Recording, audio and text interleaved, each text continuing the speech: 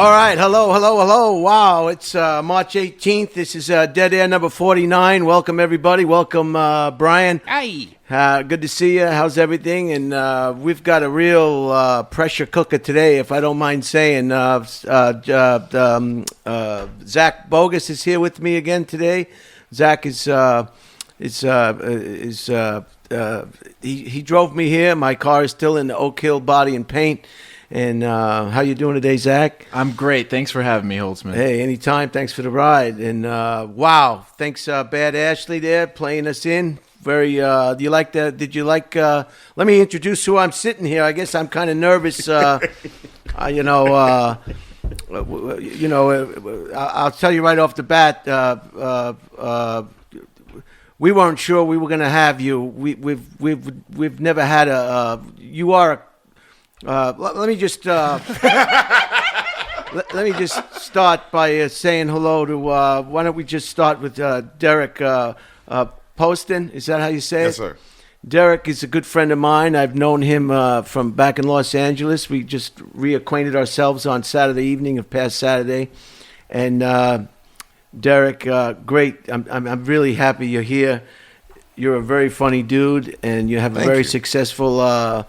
YouTube channel. You review movies. What's it called? Spoil the Beans. Spoil the Beans. Yes, sir. And you don't mind if I swear you in, do you? No, not at all. Quran or the Bible?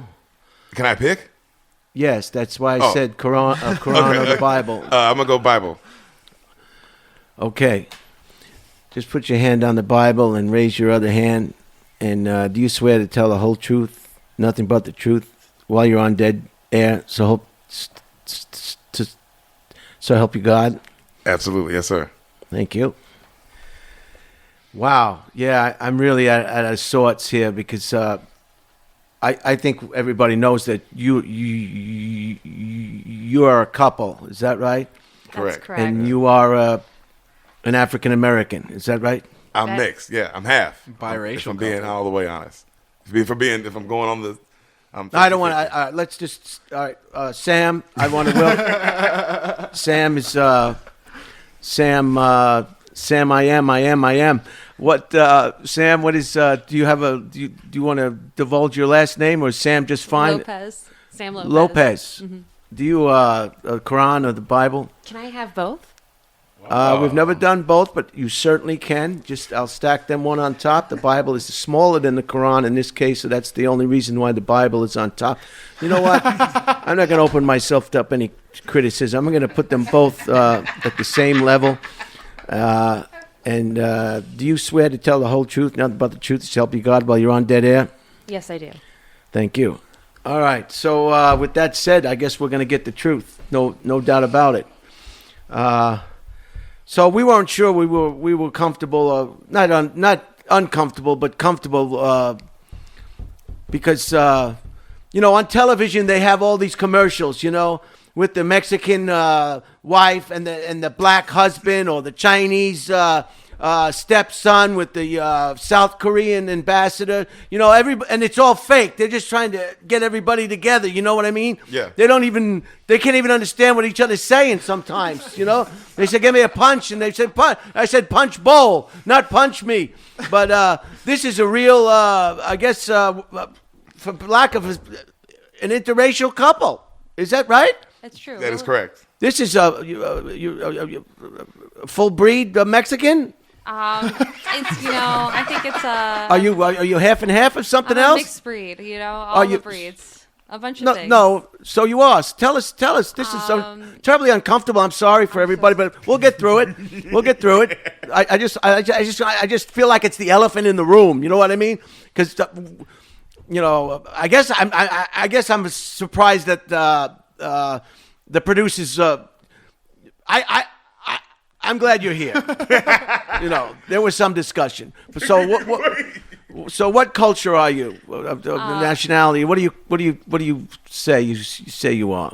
My parents are Italian and Irish. Wow! Happy St. Patty's Day, you little drunk. Mexican and Irish. You're probably drunk right now. You're probably shit-faced. So shit-faced. So that's a Mexican and Irish. What a wonderful combination. Both those people are just the greatest people in the world. The Irish, don't ask them to drive though, and the Mexicans and so you're Mexican and Irish. Yeah, and a bunch of other stuff. Just But primarily Mexican and Irish. And I'm not And putting you on the Italian. spot. Believe me, I'm glad you're here. It's too late now. So Mexican and Irish, and Deric, you are Black and white. Mom is African American. Father is Caucasian. my God. So your parents were different breeds. So different Yes. culture. 100%. Yeah. And maybe that's why you're kind of light complexion. You light skin. Yes. Do you think you're more? There's so many stupid people in the world that years ago, for a mixed relationship was a very difficult thing unless you had a lot of money or you were wealthy or in the Hollywood or something. You could got away with it. But back in like the 50s and even today with the boneheads that are running around this country, so it was a difficult thing to do. Yeah. It just was because so many people are just their mind is full of rot, toxic rot. If you want to know the truth, I don't care what the producers and what their opinions are. It's my dead air, and I don't care what they said. Anyway, back to you. So this is so you come from a black father and a white mother. Other way around. Black mother, white father. What they meet in a dance club or something? Halloween party. Was it a cotton club? Was it after hours or something? What was it? No, it was no slavery cotton things. It was your average Halloween party in the 90s. You can tell us. Was it some kind of swingers party or something? I mean, come on. Where could a black and a white guy meet? A white woman and So where did they meet? Where did they meet? You told us you were going to tell the fucking truth. A black woman and a white man who had sex met at a Halloween party in 1989. Wow. 1899 is when I came to Los Angeles from the Bay Area. 1989, I was a sophomore in high school. Oh, And what grade is that, Redban? Ninth? I hate that when they say sophomore or junior. Just tell me what the number is. Just tell me what the freaking number is. Because some high schools have 3 years, and some high schools have 9, 10, 7, 8, 9 is the junior high, Yeah. and then 10, 11, and 12 on Long Island is the high school. So then people love to say junior, sophomore. Just tell me the number. So what grade? So actually, I was a freshman, which would be... Yeah, that's another one. Freshman. I'm a freshman. Tell me what number it is. It's like Roman numerals. Stop with the Roman numerals. You can never figure out what they are. Hell yeah. I don't know what Super Bowl it is. That's a good fucking Yeah, point. I never know. Stupid soap. Well, most of the people who watch the Super Bowl are just brain dead anyway. Touchdown! Touchdown! What'd you think was going to happen, you idiot? They run the same play 150,000 times. He goes over there, he throws the ball, and it's a touchdown, and you lose your shit. So what grade were you in? I was ninth. Ninth, all right. Ninth grader. Running around hacking into the school computer, no doubt. The library.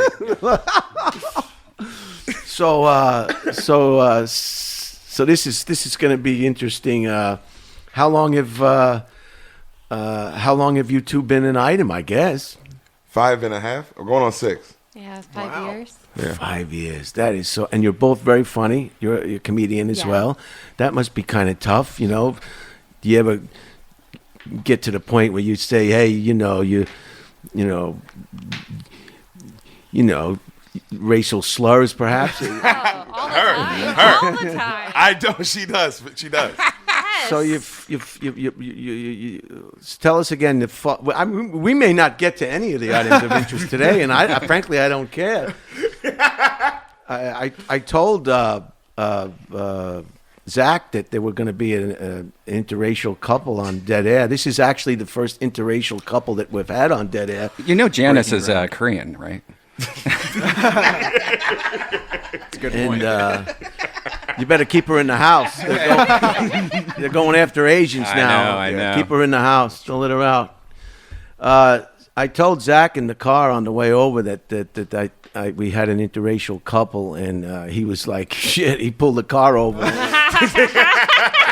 And he got out, and he said, but I talked him. I told him, Voice of reason.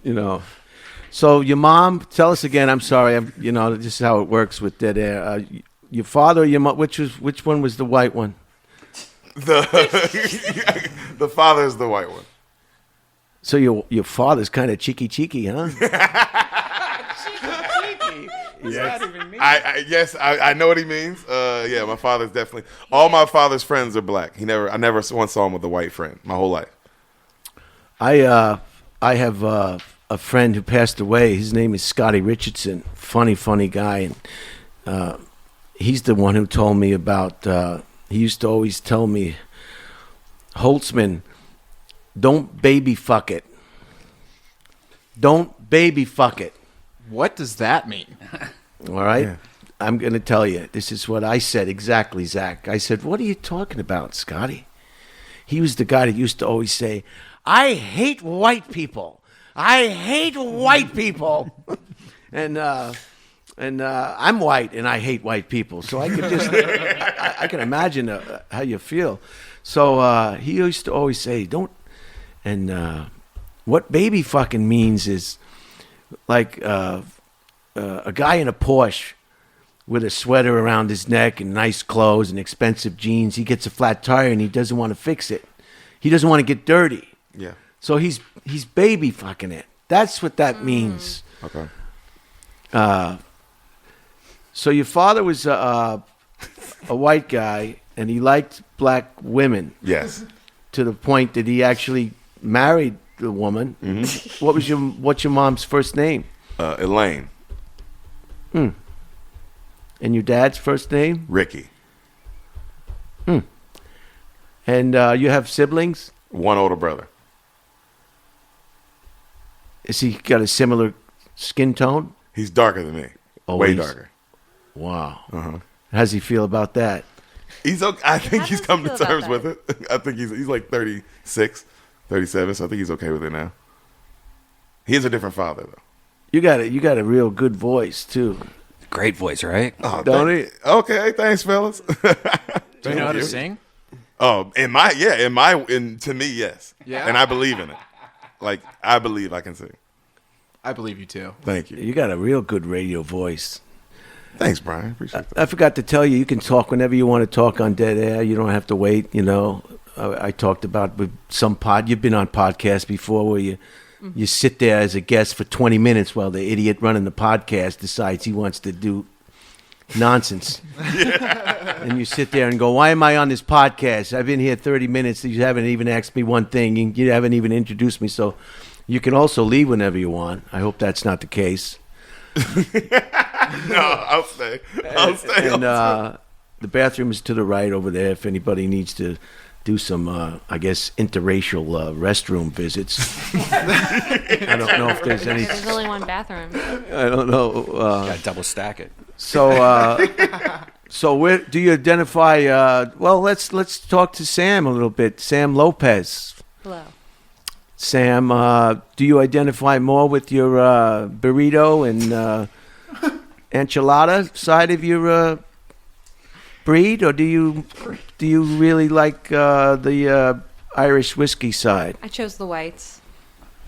I think So you're like a white Mexican. Yeah, I'm like, oh yeah. That actually, yes, that's probably. You're a white accurate. Mexican. That's what you are. You're Yeah. okay with that? Does that bother you? I don't mind. She's beautiful as all heck, but when you found out she was part Irish, that must have been a put off. It was Brian. I promise to be honest, it was a little disappointing when she wasn't Mexican in any way at all. They have the shanty Irish, I think they call them. You got to watch out for.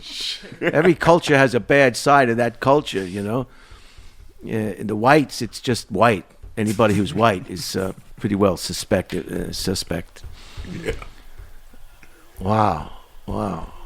This is the first time Brian and I have ever had an interracial couple on Dead Air. So I forgive us for our little bit apprehensive and we're just taken back a bit because we just see this kind of thing on those fake commercials. Yeah. Where they put all these different races and breeds together and they pretend to be families, but you're really the real deal. Yeah. Yes. Yeah, I come from it. Oh, yeah. You seem to be really excited about it, too. Brian, aren't you in an interracial relationship yourself? Oh. Yes, I have a... Wait a minute. Why are you talking to us like this? We're crazy. Pay no attention to Redban. We will re-roll this tape and edit this out. No, I'm with a Filipino woman. Yes. That's his favorite. Fuck you. Fuck you. I want to fuck you. No. Did you meet her in like the war? Thanks for bringing. Thanks for bringing that up, Redban. That's going to take a little gas out of my flamethrower over here. Yeah, I met her in the war. She was in a rice paddy, and I rescued her from the rice paddy, and she was living on cabbage and small peanuts for over 16 years. It was a horrible thing. She was skin and bones. Wow. Jeez, I don't know where to start here. So we got dead air. Thank you, Bad Ashley. Thank you. Let's do the weather real quick if we can get through the weather without thinking about these two across the table from me. Temperature is 72 degrees today in beautiful Austin, Texas. Not a cloud in the sky. It's 22.2 degrees Celsius for our rest of the world who deal in Celsius. The biometric pressure is 30.21 inches in mercury. That's right, 30.21. You heard it, and I said it. So, growing up, it must be hard to pick what kind of food you want. I mean, the food alone is a deal breaker. What do you eat? I mean, what do you decide to eat when you look at each other and you see two different people that you never really wanted to see? I mean, what the hell do you have for dinner? What's a typical day with somebody who's not you? I mean, I don't know what most people stay with their own breed. That's don't call me old fashioned. I don't know. The winds are at northwest at 12 miles per hour, and because there's so much wind, the air quality is just wonderful. It's it's 37 is the air quality today, and that's because of the strong winds. We're having a lot of strong winds. We didn't have any tornadoes. That was a little bit more east of here, perhaps, if they had them at all. The visibility, of course, is 10 miles an hour. There's a 0 chance of rain. There's not a cloud in the sky. The only rain is in New Orleans when somebody's pissing on you off a balcony. You been in New Orleans? Yes, sir. Yeah, they need a street sweeper over there, huh? Yeah.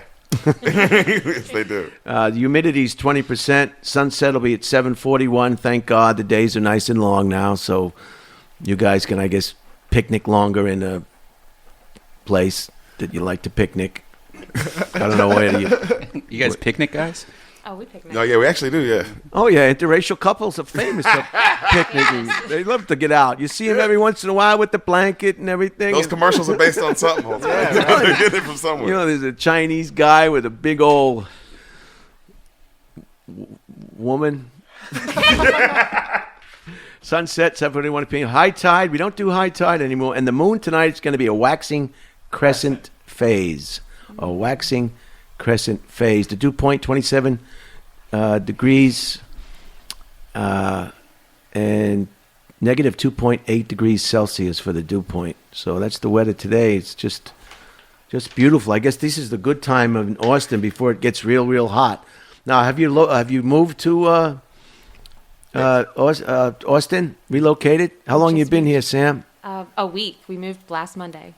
And did they let you travel in the same train car, or did you? They did. Did you? I had to make special arrangements, but yes. As long as I keep as long as I keep Deric laughing, I think we're in good shape. When he stops laughing, then I know I'm. So, how long have you been in Austin? What, 1 week? We've been here 1 week. And you sleep in the same. You have different bedrooms or the same bedroom? Same air mattress.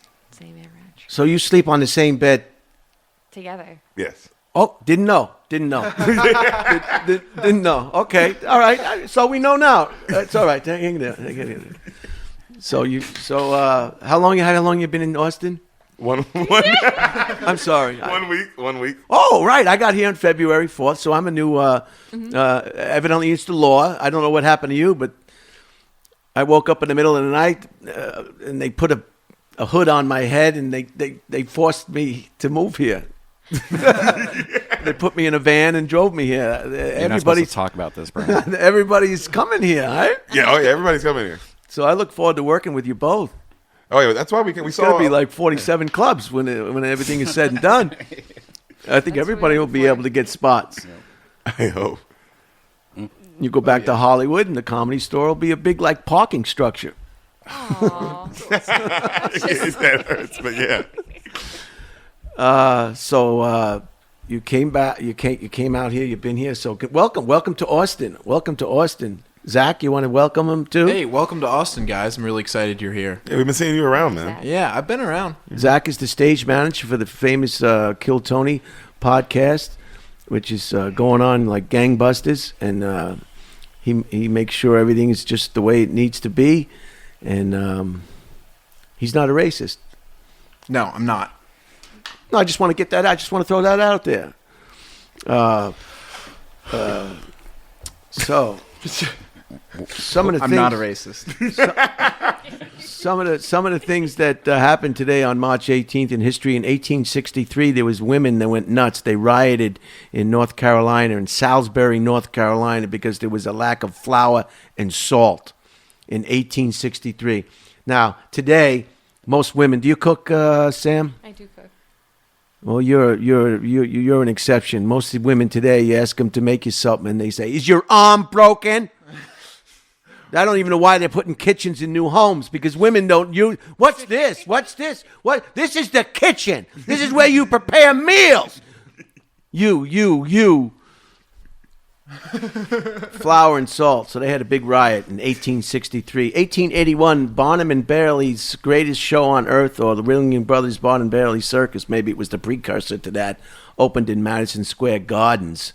We call it Madison Square Garden.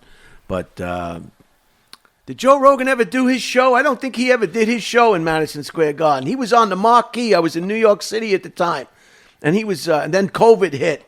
Remember that? Yeah, that's right. And Joe Rogan was on the marquee. He was going to do Madison Square Garden. Jesus. And he was there, and it was advertised because they put who's coming up, and I think it got COVID out. I'm sure it'll be rescheduled soon. Oh heck yeah! And Madison Square Garden, the famous arena, they shouldn't have torn down the original building. They put up what we have now. It's just a horrible looking.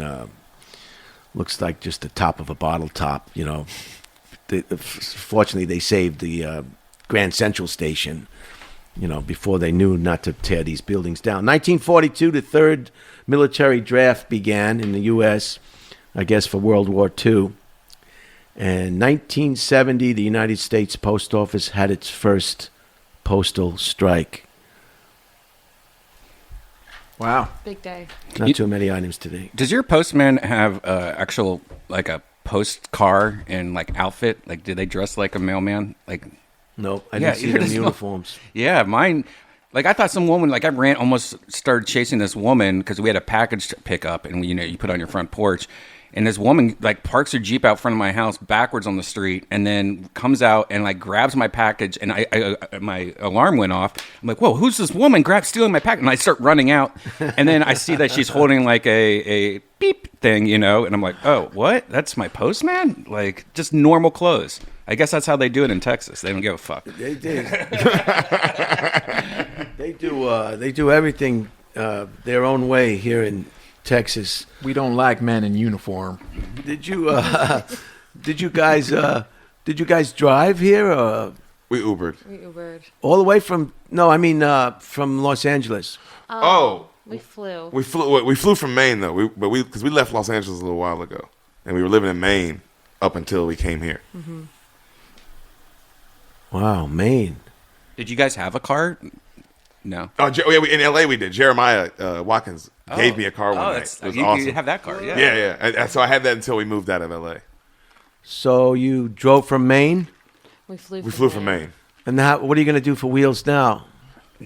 We don't We don't have it. We didn't have any in LA until the end when Jeremiah Watkins gave us a car, so we were getting around just fine. What happened to what'd you do with that car? It broke down, right? It broke down before we moved anyway, so we scrapped it and got the money we could out of it. Nice. Well,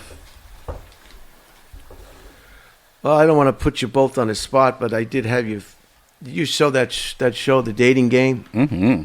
Very popular show. I'm sure you're both familiar with it. I'm aware. I guess after 5 years, I'm curious to know what you know about one another. If you don't mind playing, do you? I don't mind playing. I don't think I'm going to do well. I don't think I'm going to do well either. Well, maybe it'll prove my point that maybe these kind of relationships just aren't based on lastable cohabitability. I don't know. I could be wrong. Okay. All right. I'm gonna start with Sam. Are you ready? Okay. Sam, what is Deric's favorite?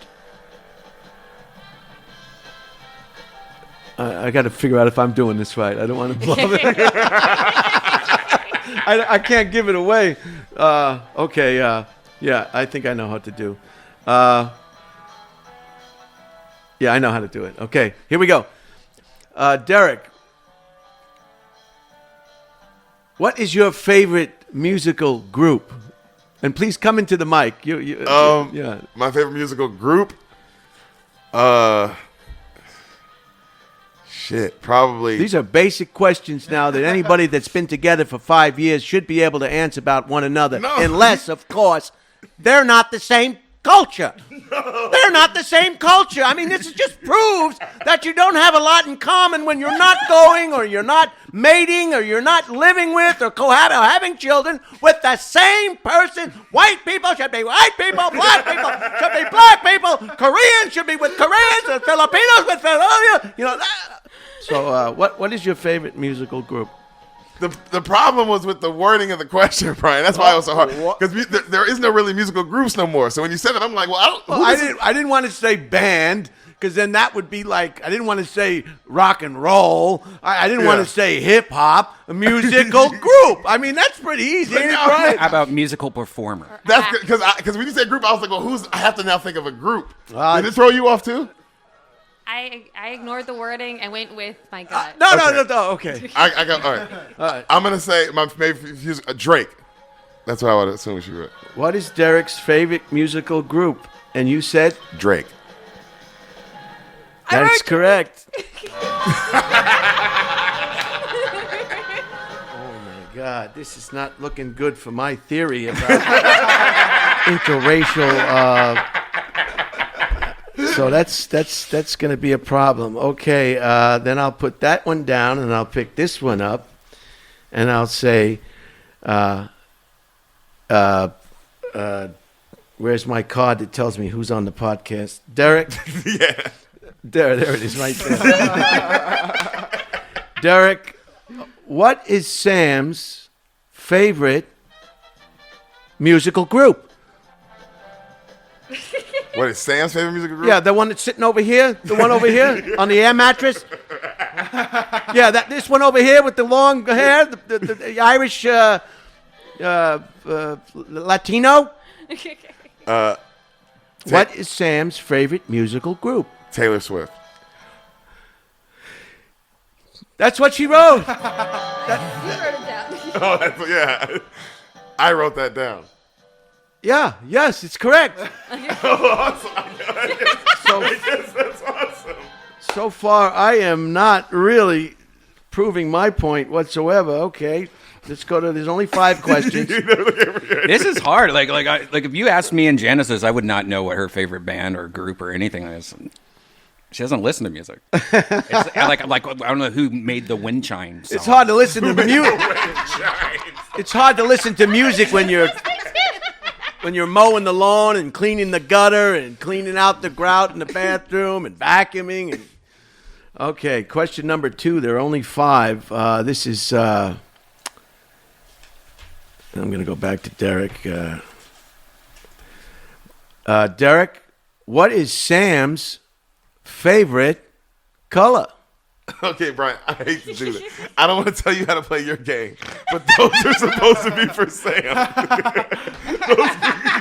I'm sorry. I know this. I'm not trying to be disrespectful on your podcast. No, they're all the same. No, those questions that you're reading, I wrote those in. That's why I got the Taylor Swift one right, because I wrote that. You're supposed to ask her that. No, I'm gonna ask her next. No, you're giving him the answers. Yes. You need to ask me, Sam from Deric's. So if it's Deric's name, you need to ask Sam. If it's Sam's name, you need to ask me. Does that make sense? So you guys got them both right, the first 2 right, though, right? I got mine right because I actually guessed it. Yeah, she actually got hers right. I did not. I wrote mine down. With the Taylor Swift, I said that. You were supposed to ask her that Because question, we not filled me. out the ones with our names on the top. So Right. that's kind of confusing. I looked over this pretty good. All right. Let me. This one is. This is for Deric now. Let's try it. Where was Sam born? Again. Am I doing it wrong again? Holtzman, you're doing it wrong again. If it says my name, that card in your hand says Sam. So you got to ask those questions to me. No, that's not how I have it written. All right, you know what? I'll just. I think the cards are what's messing me up here. Do you know where he was born? Yes. Where? San Diego. Okay, let me look at my cards. I think that's what. Where was Deric born? San Diego. Okay, ding, ding, ding. Very good. Now, do you know where our little friend over here? Wait, is it still messed up? You see how retarded I am? It's so embarrassing to be my age and not really know how to do anything. It's a wonder I got this, it's a wonder I had those jobs and got, and got through life just being so backwards. I thought I had it all figured out. Do you know? You want me to do them? Can you figure it out? Yeah. So, Deric, you filled out these, right? Yes. Okay. Thank you, Redban. Thank you, Redban. Redban to the rescue. The computer, wild man is to the rescue. All right, okay. Sam. What is your favorite color, right? Yeah, green. Yes. You're wrong. No. Deric, you are wrong. What'd you I was say? wrong. I said blue. What? I know. I just assumed it was blue. Okay. that's You're fair. blue everything. Yeah. Hey, whoa. You blew it. Okay. Next one. Sam, what is your dream destination like? Where would you like to go on vacation? Oh gosh. Vietnam. You are wrong. Dang. Australia. See? I figured you say Australia. He said, see. Wait a minute. No. See? The whole thing's a washout. 1 point for Holtzman. Okay, Sam. What do you like most about? What do you think Deric likes most about you?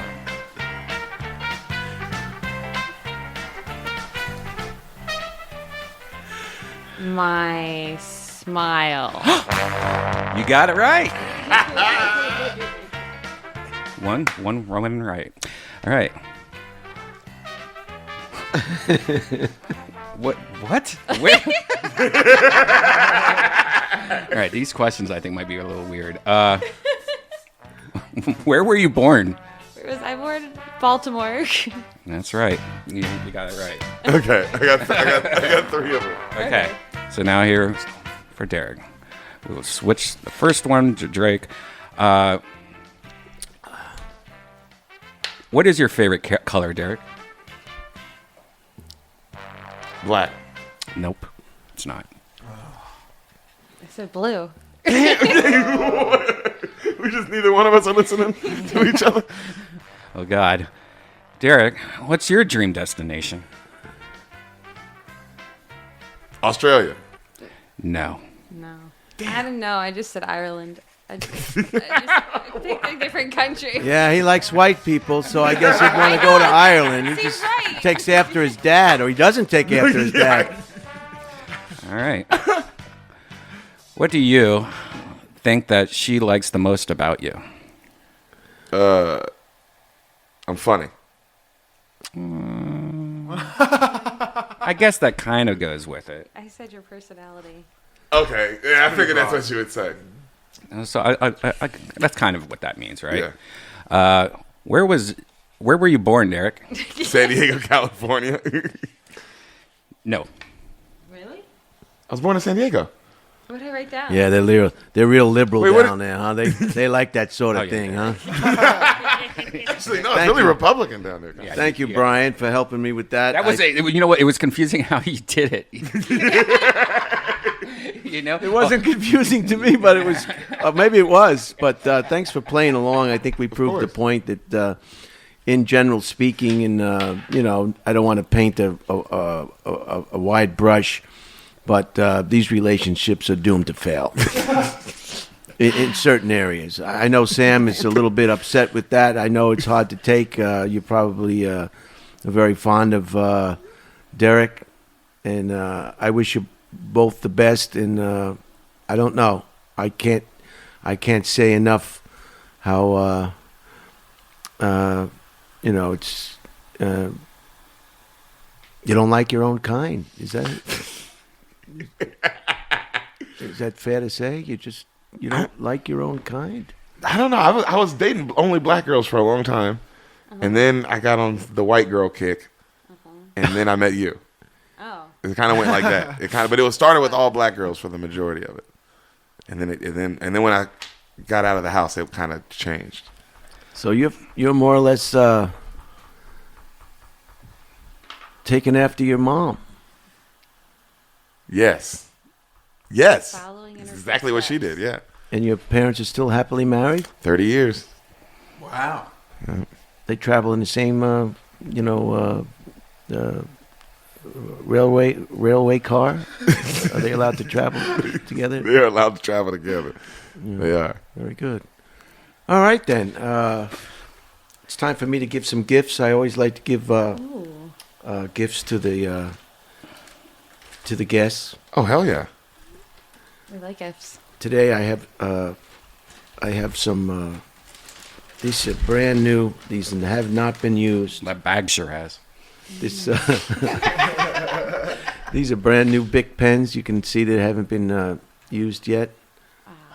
Wait, how can we see that they haven't been used yet? They're brand new. They haven't been written with at all. Thank you so much.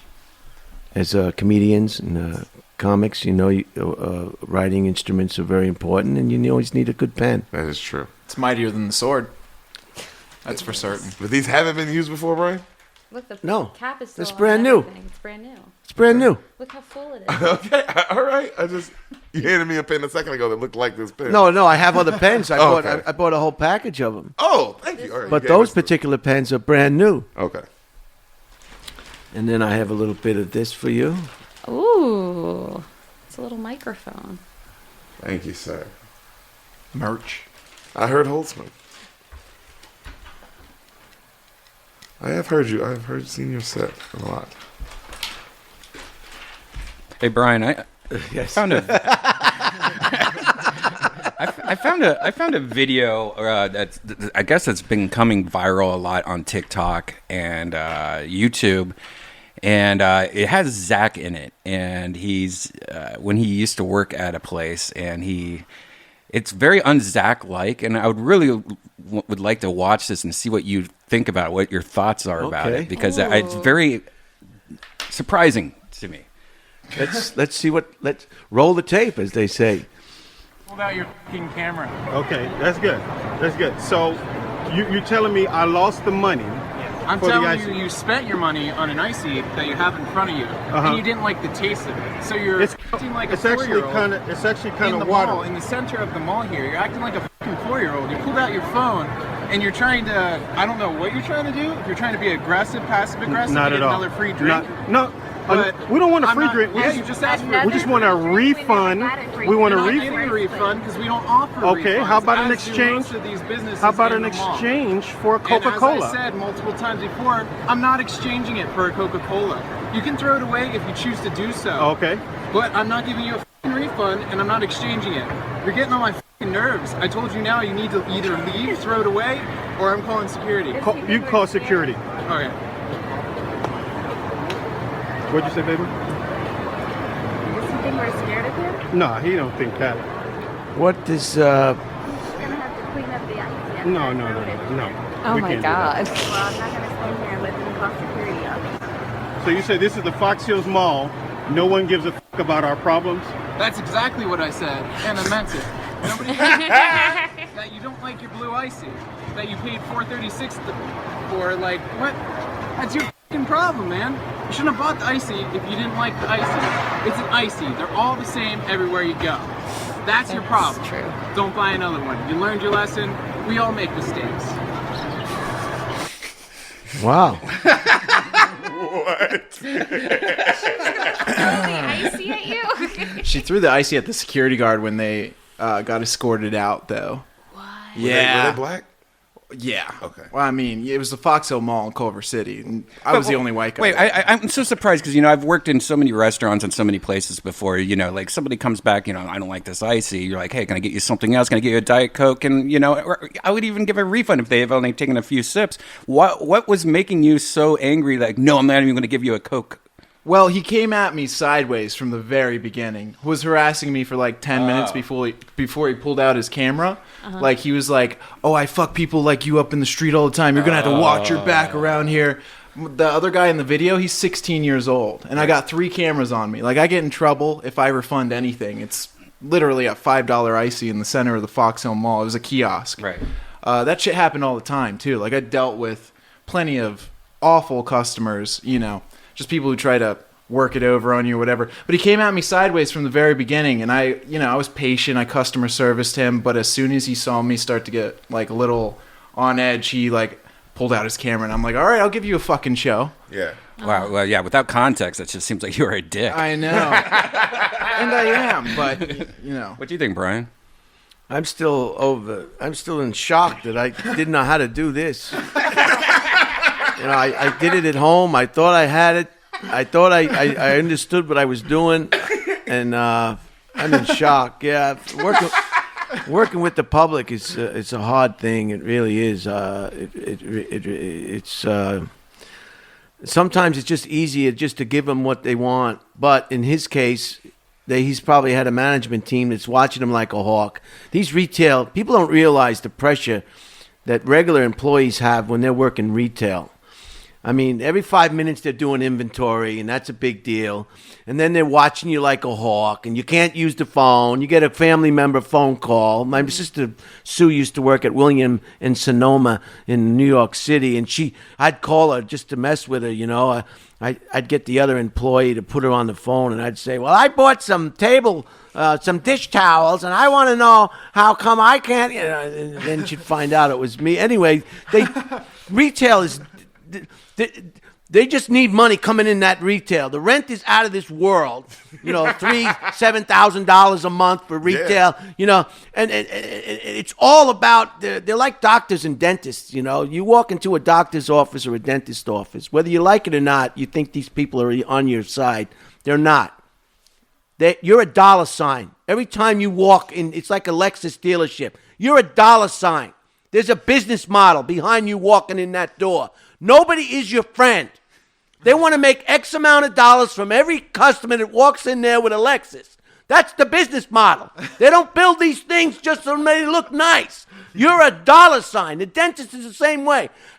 We need to do some gum work. Your gums are receding. We may have to do a gum transplant. I don't think so. As long as my teeth are still in my mouth, my gums are fine. They'll tell you this, and the doctor, all they know how to do is write prescriptions. That's all they know. Write prescriptions. Take this. That's all they do. They don't know shit. If you're going to have a baby or you have a broken arm, they're the greatest thing in the world. They'll fix your broken arm. They'll deliver your baby. But if you got anything more serious than a broken arm or having a baby, you're fucked. And that's what I believe. They're all drunken college idiots, and all of a sudden they become doctors. And then they spend the rest of their whole lives playing golf and trying to, what do you call it? Take away, extract your money. Oh, yeah. It's a big insurance scam. The whole country's an insurance scam. Anyway, so... The comments are great on this video. Everyone was behind Zach. Like, oh, yeah, Zach. I mean, Zach's in a rock and a hard place. If he gave the guy something for free or gave it back to or appeased them, then he would have been dealing with the damn management. Would have been on his on. Why'd you do that? Why'd you give him a free lid? That's another cup. That's a lid. That's another straw. That's another product. Oh, trust me, Popcornopolis loves this video. Really? Oh, Popcornopolis. They gave me a raise. $8 to $8.50. that's awesome. No, they fired me. It was Damn, did they? It was it was like I was finishing out my 2 weeks and this happened and I'm like, you know what? I'm not. It's not a good fit. Yeah, I'm done here. So it's a place that sells popcorn. Scoops of popcorn and ices. Wow. Yeah. I love ices. Candied apples. I stuff got like fired from Burger King. My sister was the manager. What happened? Another manager. It was like closing time. If you ever work in fast food, they call it closer or closer. You have to clean all the whole kitchen has to be cleaned. Thoroughly clean. They call it a closer. So you got to work into the middle of the night to clean this stupid kitchen. And my friend Tony Garrity was in the parking lot, and we were going to drink some beer, and I wanted to drink beer with Tony Garrity. I don't want to clean this kitchen. So I said, I'm leaving. And Artie, the manager, said, if you leave, I'm going to fire you. So I said, I'm leaving. So he fired me. Wow. And my sister couldn't break his autonomy, so I got fired and relocated at the same East Meadow Burger King where Ian Edwards used to work. No shit. Holy shit. My Jamaican friend. Yeah. He used to work at Burger King on Long Island, too. Small world. Is he the same age as you? He's like 20 years older than Brian, I think. Okay. That sounds about right. Did you say 20 years older? Yeah. Well, thanks. That makes up for bringing up. What did you bring up about the my Asian girlfriend? Yeah, that makes up with the Asian girlfriend. Brian, I have a Burger King question. I remember as a kid, Burger King used to be so amazing and made the whole neighborhood smell like awesome, and like they grilled their burgers, and then one day it just stopped, and now I noticed that they just pull their burgers out of this pan of like gross water, like they'll pre-cook them and then put them in the pan with like grease water and like to get that smell? Yeah, they don't even like cook them the same way They used to be on a chain. You put them on that rack, that chain, and then chain went through the grill. Yeah, through the oven. Yeah, they don't even do that anymore. They they do it. What kind of like when I used to be I worked at what's like catering business. They'll cook a whole bunch of them, put them in a pan with a bunch of like grease and stuff like that, and then just put them in like this like burger water and keep them warm, kind of like a bun warmer. And like now they just like anytime you order a Whopper, they just go in this little pan and like shake the water off of it and put it in. It's disgusting now. Like Burger King has gone through some kind of weird transformation. I would probably say like 10 years ago this started. The happening. fries are pretty good though. The new recipe on the fries are pretty good. Yeah. I always like the onion rings too. Yeah, onion rings are good. Yeah, I'm not a Burger King fan anymore. Well, we were in Maine. I'm not gonna I don't know what's going on there, but in Maine, that Burger King, I guess because that's all they had, it was like the fucking 5-star restaurant Really? Burger King, dog. Yeah. We kept going like, this is the fucking bomb. It was so good. The beef was like thicker. Yeah. Or something. I don't know. Must have been a good franchise. Yeah, bro. That shit was good. Brian, why don't you ever get cheese on your burgers? He gets hamburgers. I don't know. Sometimes I just want to taste the cheese. Cheese often takes a little away from the burger. You'll taste cheese instead of the beef. Yeah. So if I want cheese, I'll have a grilled cheese sandwich. So it's all cheese. But you don't want to. It's like pizza. People get too much on their pizza sometimes, and you can't. Like California Pizza Kitchen. I mean, have a salad. Do you want pizza or do you want a salad? What is it that you want? You put everything on that, and they're not cheap either. They're like $40 pizzas. Yeah. California. We're going to California. Well, go.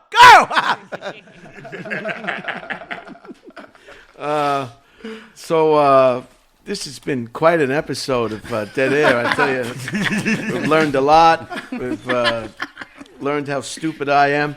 Let me read a letter. Let me break the ice and just take some time to read a letter that this was a job I had in Manhattan Beach at the police department. Whoa. And this is a funny letter. I think you'll enjoy this letter, both of you. Used people will love it. Used people will love it. Okay, for months we have found gum in various vehicles after you chew it, and then leave it either in a cup holder on the floor of the vehicle, and even one time on the vehicle seat. And it has become apparent that this is a habit that you have, and even if you choose to do it in your personal vehicle, it's definitely inappropriate to be leaving your unwrapped gum that has been chewed in our city vehicles. It is not only gross for the rest of us, but also unsanitary from a health perspective. On top of it, no one else in this unit should have to be removing your gum from any of our vehicles because we are unable to drive it and use the amenities provided in the vehicle as they are intended to be used. This is to the one person that chews green gum and drives the PAX vehicles. And PAX is the Parking and Animal Control people. So that was an email that one of the employees wrote to everybody, to find out who this animal was, this person who was chewing gum and leaving it around. Yeah. Can you believe it? I can't. So I wrote back.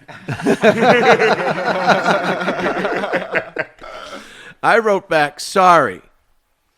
I will not do this again. When I chew gum, I usually like to chew it until the flavor is just about halfway tasteable, and then I remove the gum from my mouth and find a safe place to put it for later use. I find this habit really enables me to get a package of gum to go much further, consequently saving me much money on the cost of my gum purchases.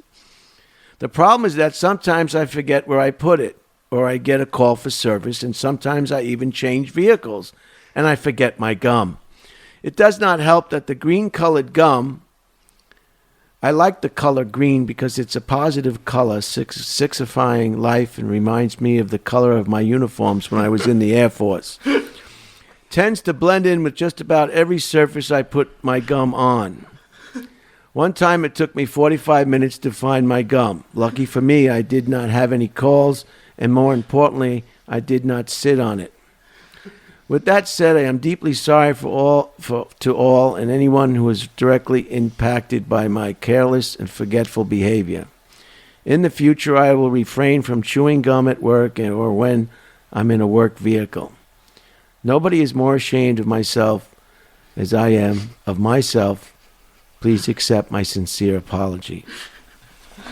What the Wait. You're a monster. Yeah. Just having fun at work. Just having fun at work, work is a big problem. It's not the customers. It's the people you have to work with. Somebody was actually doing this. Yeah. Oh, it wasn't you. Oh, it wasn't me. It wasn't you. Yeah, It sounds like a horrible monster of a human being. Yeah, it's terrible for this person to have to write this memo. And Did they write back anything, or did you? no, nothing wrote back. But all my problems from all my jobs always came from the people that I had to work with. You're there 40 hours a week, 5 days a week. I mean, and they can't go away. See, you can't get mad at people that aren't in your life because they just come and go. Mm-hmm. But people they're never going to go.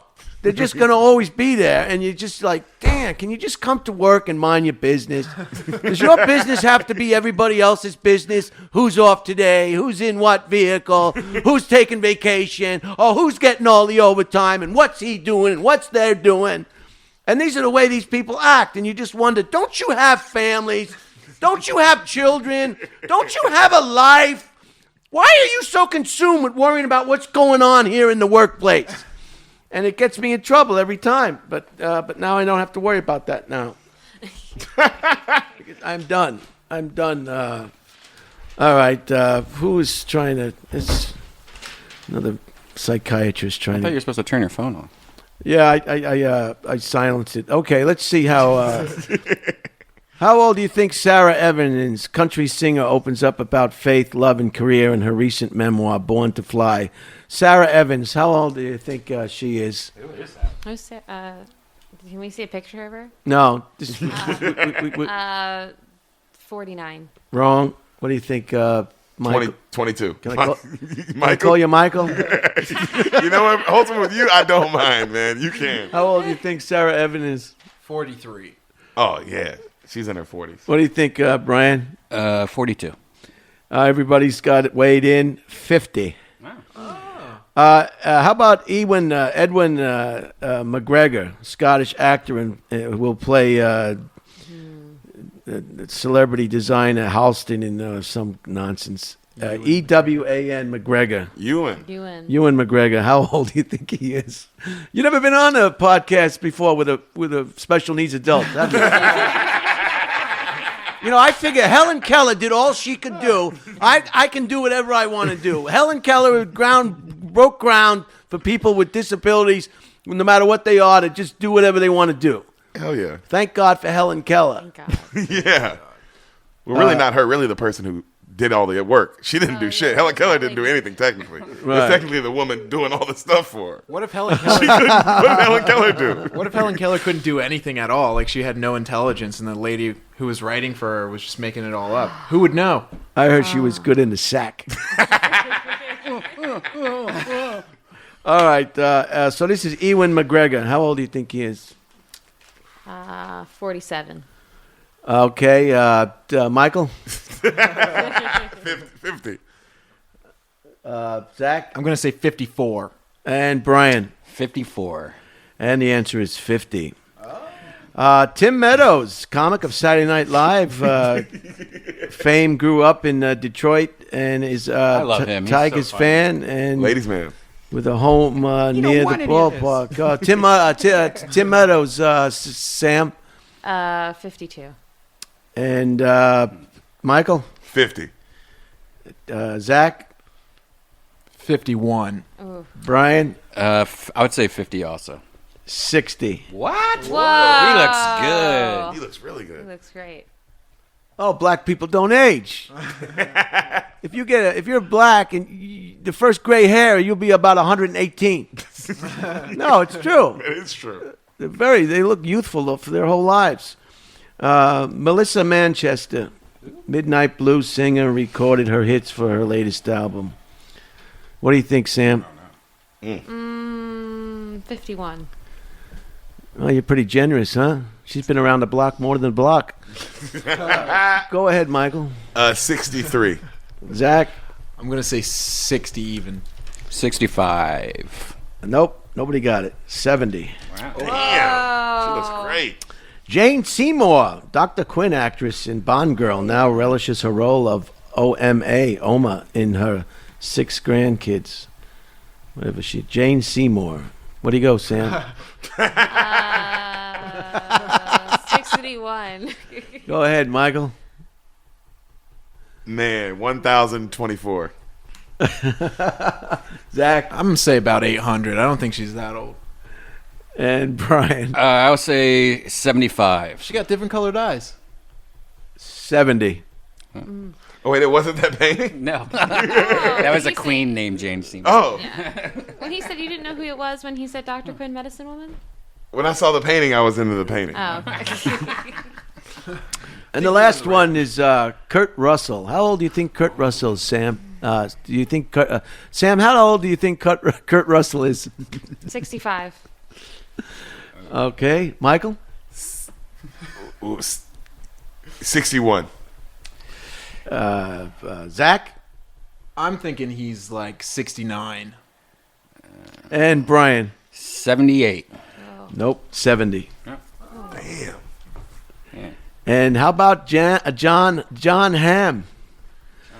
You know, the guy from the that's the 50s show, Mad Men, John Hamm, Hamm, John Jon, from that show Mad Men.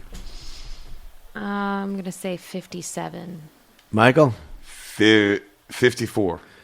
Zach, 49. and Brian. 45. He's got the big 5-0. Damn. Okay. God, he looks good. Wow. You guys can ride back with us. Thank you. Where are you staying?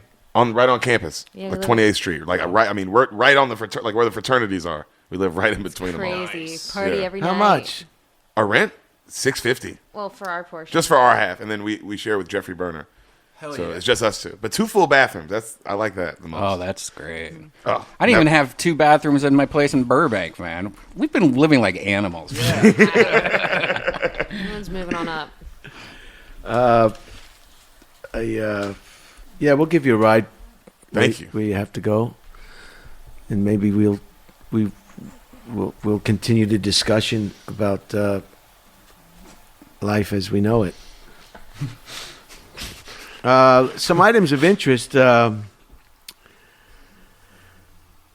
story about a dog saving somebody's life. Some guy fell out of the bed and had a stroke, and he rescued this dog a couple of months earlier, and the dog was able to drag him to safety. So I always wonder if that shit, when you hear stuff like that, if it's like real. You know, like I feel like if you play dead in front of your dog's just gonna sniff you and then go to bed or something. You know? How big is this dog and how little is this person? Right. That's what I'm also like. a German Shepherd saved his owner's life. Brian Myers, 59, fell from his bed and suffered a stroke that left him unable to get up. Myers lives alone, and his phone was on his dresser, 15 feet away. Sadie, sensing something was wrong, came over and began licking his face and crying. Myers grabbed onto her collar, and she began pulling him towards the dresser until he could reach his phone and was taken to the hospital. He adopted Sadie 4 months ago after he had his first battle with COVID-19 last March.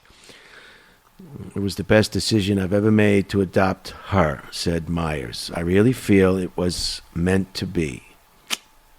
Wait, How does the dog know he needs to be near yeah, the whose phone? side of the story was that? Was that his side of the dog? Like, did the dog?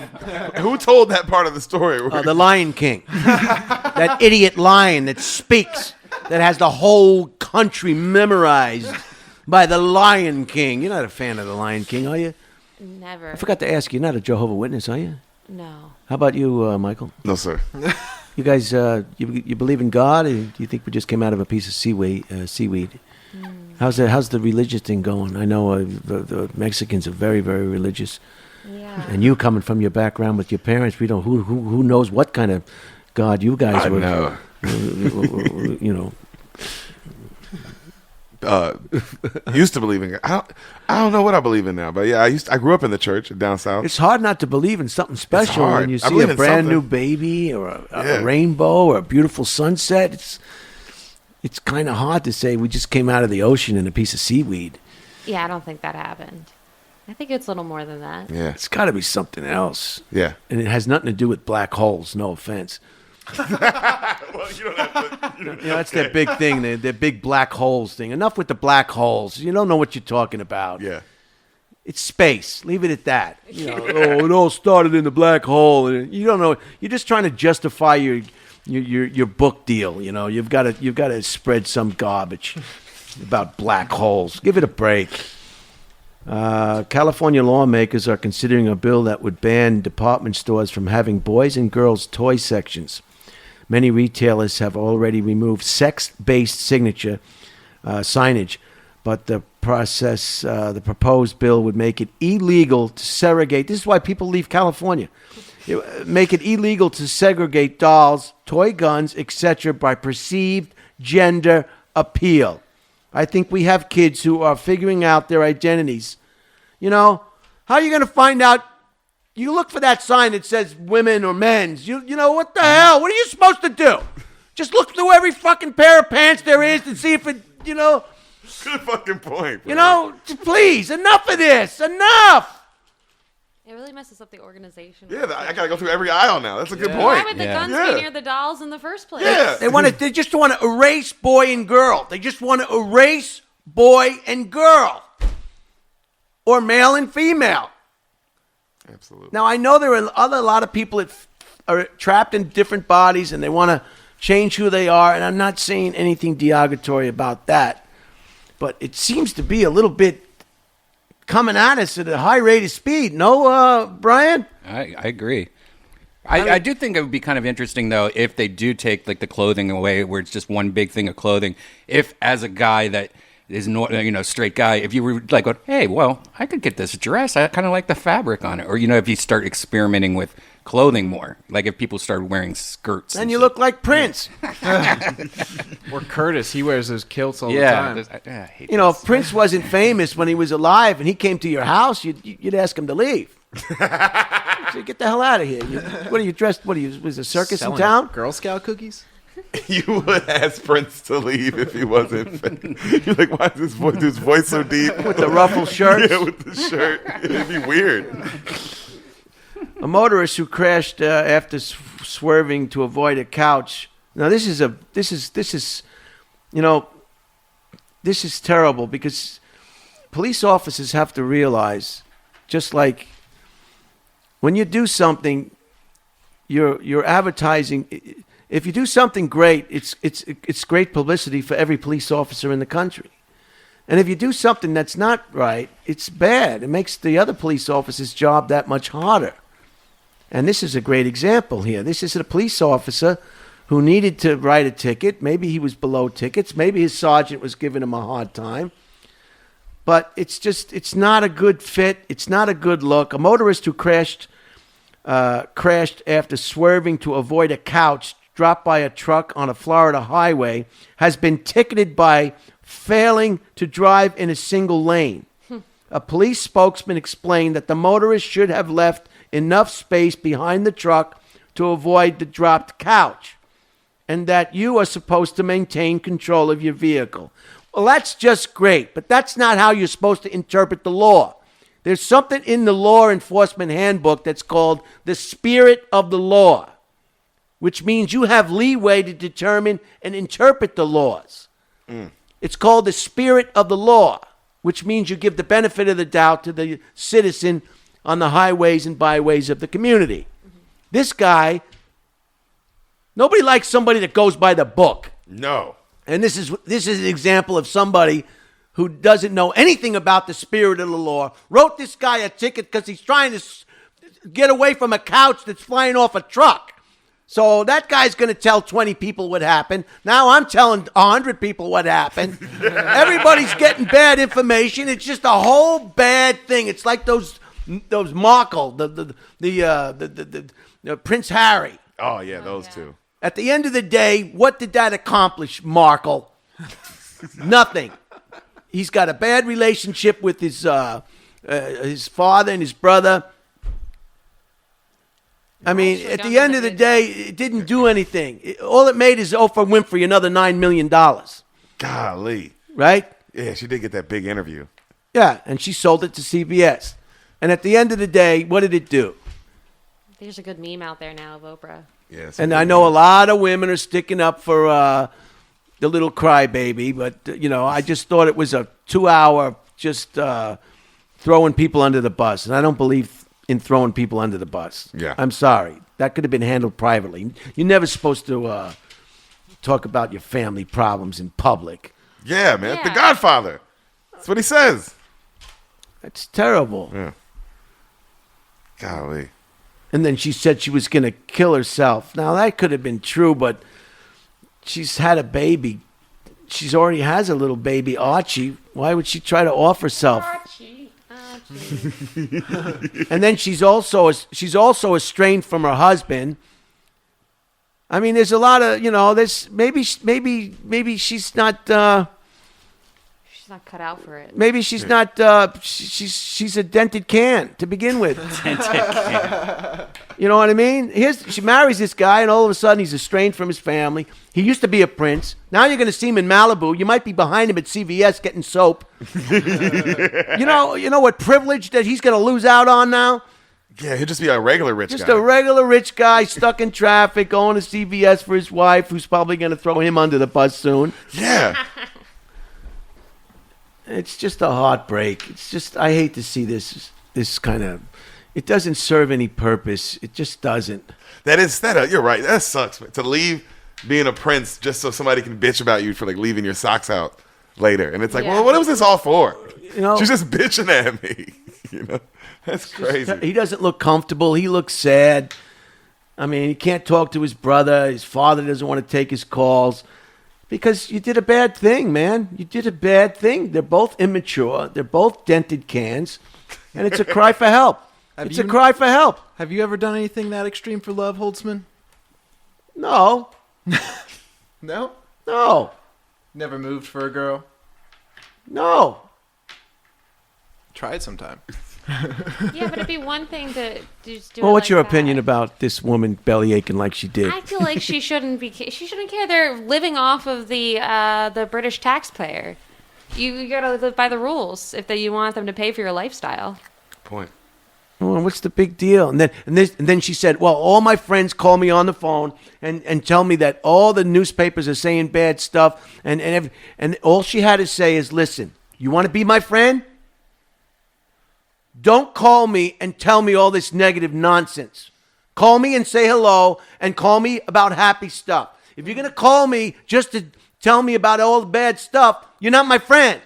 Good fucking point. You're not my friend. See, you can punch holes in this whole interview. Yeah, that's a good point. The whole way long. This is a woman that your friends hear about all the time. A guy will marry a girl that just ruins his life. Yes. Just ruins his life, gets him in trouble with the mothers don't speak. His mother doesn't speak to the wife. The wife is mad at the mother. I mean, she's just like scorched earth program. Everything is ruined. This guy, I mean, who would want to give up being a prince? How stupid are you? A royal. I want to be a regular jackass living in Malibu. Oh, that sounds great. One road in, one road out. If there's an accident on Coast Highway, you got to go over the canyon, over the 101. I don't know why Malibu is so people want to live there. If you want to live in Malibu, why wouldn't you live in Maui? I lived there last year.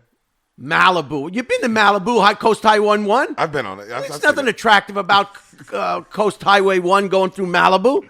You've seen it. PCH. It's beautiful. Yeah. What are you talking about? It's beautiful.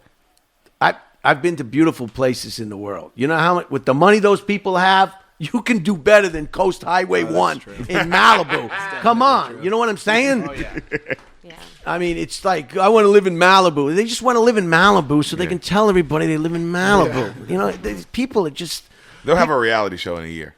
Yeah. Oh, yeah. And that's what this is all Absolutely. Yeah. for. They want to be like the new Kardashians. And they did it. Money that way. That is what they're doing. Yeah, they signed the deal. These are people that said they were done with they wanted to live a quiet life. They wanted to leave the royal family. And then they go talk to Oprah. I mean, and if you don't punch holes in it, that's more about you. That's your bias, and that's your inability to see things in a logical way. Because women know women. You know, this podcast is really going off the rails today. You know women. Women know women. We know each other. You can see through women like that, just like that. They're agenda based, most of them. I mean, I think that's people in general, right? It might be. I feel like I know men. For the most part. Well, men you can kind of know right away. They're kind of they don't have that ability to hide. Yeah, Right. women are elusive. sneaky. That's what. Yeah, they can elusive. Like have the fan, Right.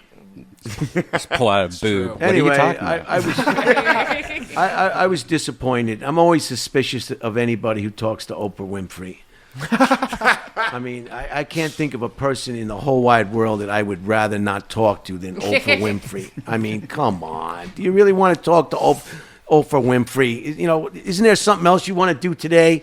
I'd rather go to Burger King, get a Whopper, heavy everything cut in half. Cut in half. Why is it cut in half? He gets his burgers cut in half. Oh yeah, Burger They do King that is for you? great. I mean, don't throw Burger King. I used to work there. I used to get the fish sandwich.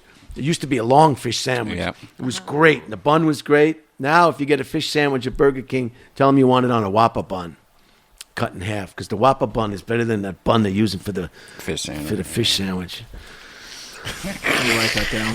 But yeah, that whole interview was just terrible. Throwing people under the bus for your own gain. Yeah. Your mother's always told you growing up, if you have nothing nice to say, you don't say anything. It's real simple. It's like a golden rule. And you're going to take whatever she says from someone who's estranged from her own father? I mean, all the evidence is right there. But people will still side with her. She's pretty. Yeah, She that's is what I was gonna pretty. say. She's hot. That's about it. Yeah, but you can do better if you're, a Exactly. prince. He's a ginger. She's a problem. She's got mental problems after this interview. She's got resentment problems. She's got a whole host of problems. After the Boy Scouts of America began selling off its collection of original paintings by iconic artist Norman Rockwell to help raise $300 million to settle thousands of sexual abuse lawsuits. I called him up. I called him up and told him that they took me to see Deliverance during the Delaware canoe trip. But I hadn't been touched, so they wouldn't take the case. Ugh. You know that phone number that came on the television late at night saying if you've been touched by the Boy Scouts? Yeah, I got a letter. Somehow they found me.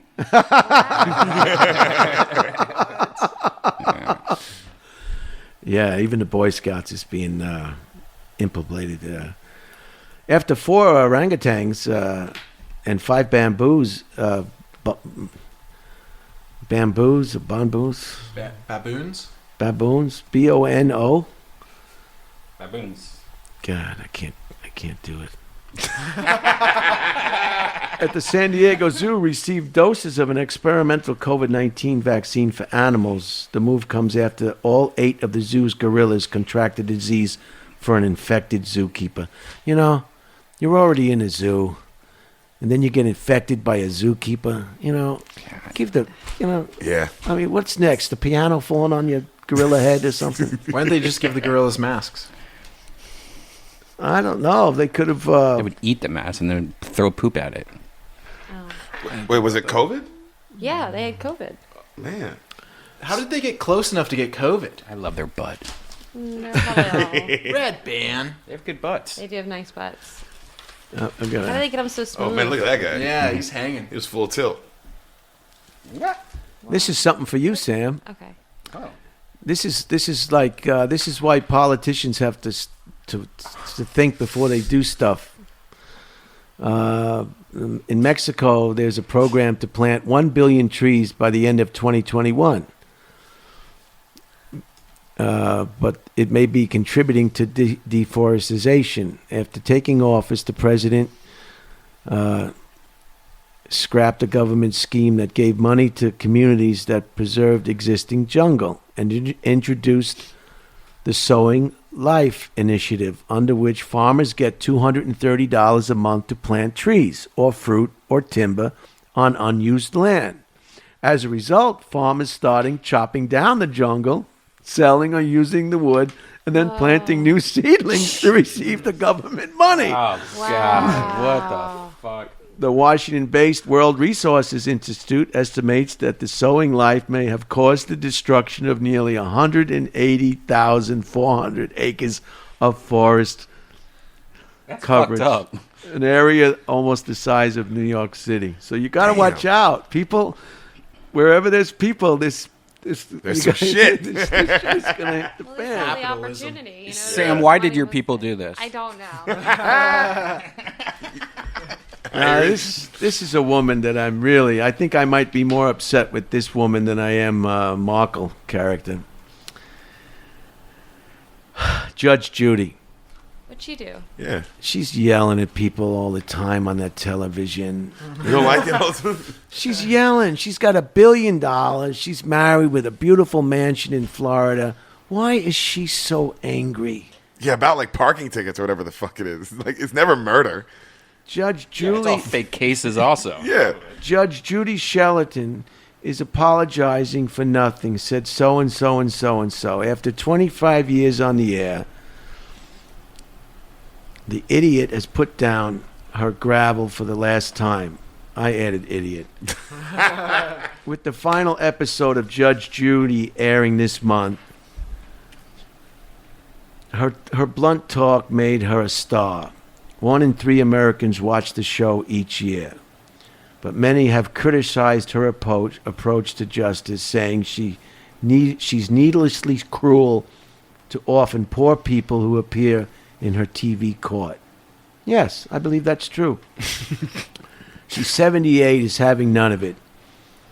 She's just I could see if she did it with a sense of humor. But she doesn't. She doesn't have a sense of humor. She's just a Mean. She comes off as a BIT. A bit. A BIT, you know what? C. H? H. Yeah. You know? She yells at people that don't know anything about the law. That whole court system is nothing but nonsense. Isn't the whole show fake though? Aren't all those No, TV? I think they're real cases. Well, like all those, they have to be they're all fake. I think legally they Legally have to be fake. Like, look, Fake. here's a good example. This is another one of those stupid. No, I think. Judge Ross. He decides to be crazy and jump into the crowd all Oh, the time. look, an interracial marriage. Hey, Holy cow. No. There's one right there. Who would catch an idiot like this? That's Jeremiah Watkins playing a character on a real court. Are you kidding? Put that back. Wow. This is America's Court with Judge Ross. I never even heard of Judge Musician Janet Clarkson is suing fellow rocker Paul Whitney in the amount. He's been on dead air. He's been on dead air. He's selling it. All rise. Remain standing and come to order. This court is now in session. The Honorable Judge Kevin Ross presiding. I want that job. I want that job, a bailiff. Ladies and gentlemen, you may be seated. Look how serious Jeremiah is. Thank you. Serial killer face. Oh, this is great. For $1,058. Apparently there was some destruction to your bass guitar as well as an amplifier. Yes? Yes, Your Honor. So we got Oh, a little she's rock good, and roll too. going on here. Yes, huh? we do. Talk to me about it. What's going on? Your Honor, I have known Paul for about 9 months. We've been in a band for 8. Is it a rock band? Yes, Your Honor. What's the role that Mr. Whitney, what do you play in terms of the band? Lead singer, vocals, bro.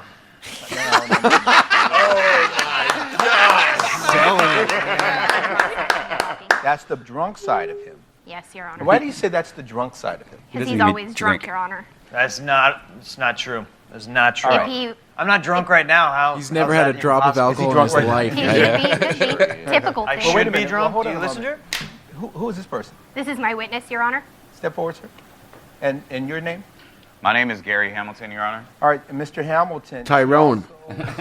Or is he plays some other role? I'm the drummer of the band. Okay, so you're the drummer. Yeah. You're the lead singer. Yeah. What is your role? I play the bass guitar. And so this was your bass that was destroyed. Yes, Your Honor. Who is kind of like the leader of the group here?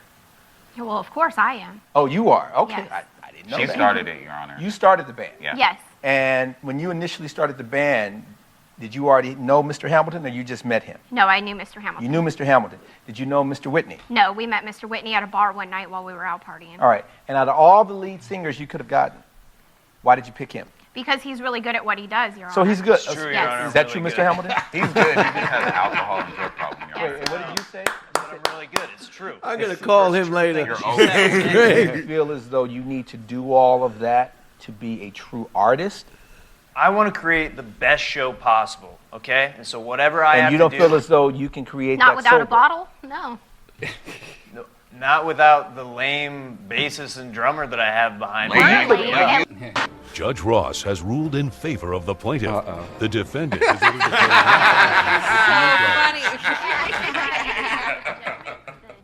Right call. He broke the guitar. He's responsible for it, and he's no longer in the band. Hopefully, he'll find AA, and we're over it. The judge got it all wrong. I'm moving on. Those people.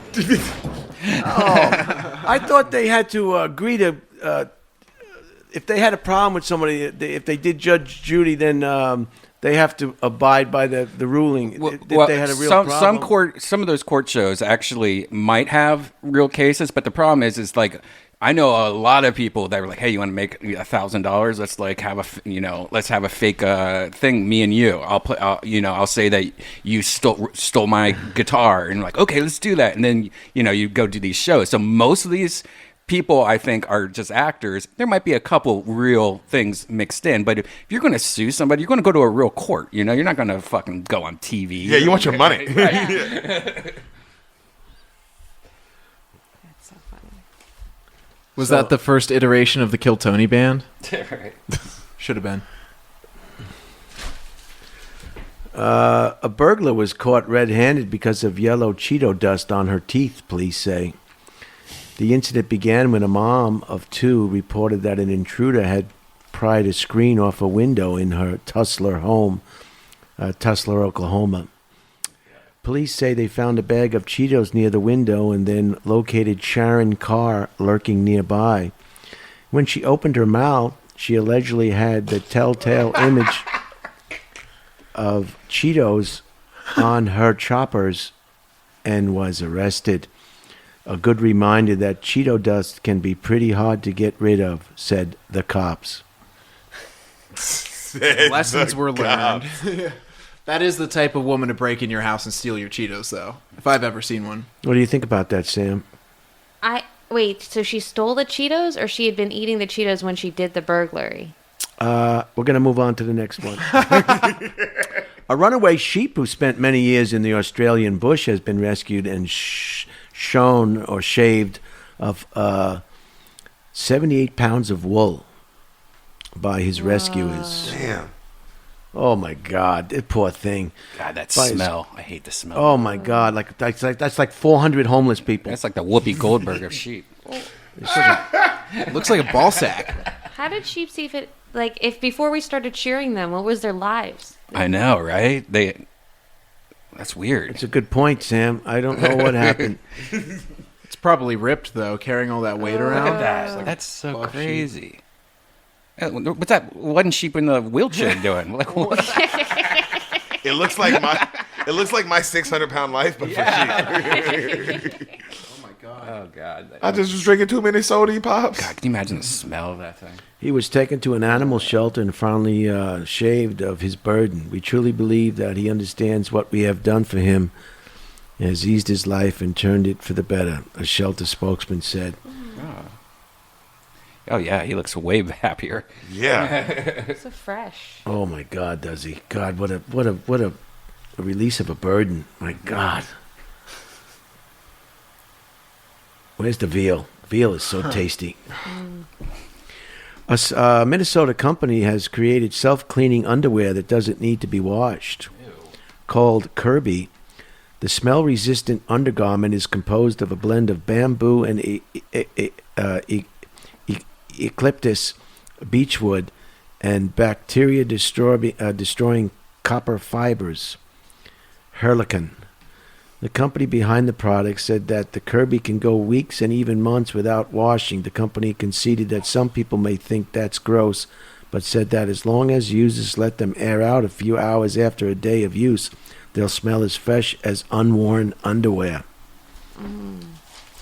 I don't believe that. Yeah, that's ridiculous. It doesn't make any sense. Yeah, what if you have a little poop squirt? Right. Yeah. It's going to fall off and... You're sweaty. Now you can with Hercleon. At Hercleon, we believe that traveling the world while staying fresh should be easy to do without baggage. Introducing Cribby, self-cleaning underwear. Cribby, more like crappy. Yeah, that's so gross. Well, if it's doing what they say it's doing, I only like to do laundry when I have to, where I'm renting this room now. I don't want to... She's going to charge me $5 every time I do laundry. I'm going to... as long as you take a shower every time you do what number 2, you'll be fine. They only make underwear? Like, the point. Right, like a T-shirt made out of that sounds Makes rad. sense. Yeah. I'm afraid they're going to pull my Socks. license. I want to wash my underwear. They're going to pull my podcasting license, Michael. Are you getting along with your people that you live with? Oh, they're great. I saw that guy, the kid, plays nonstop video games, huh? Yeah, that's the hacker. Yeah. He's a hacker. With a hacker? Yeah, I noticed on the bookshelf, you have all these like Java, C++, all these like computer programming books. He's Indian. He's going to be something else. Here's another smart thing here. A pair of smart insoles will measure every step in your favorite sneakers, said so-and-so and so-and-so.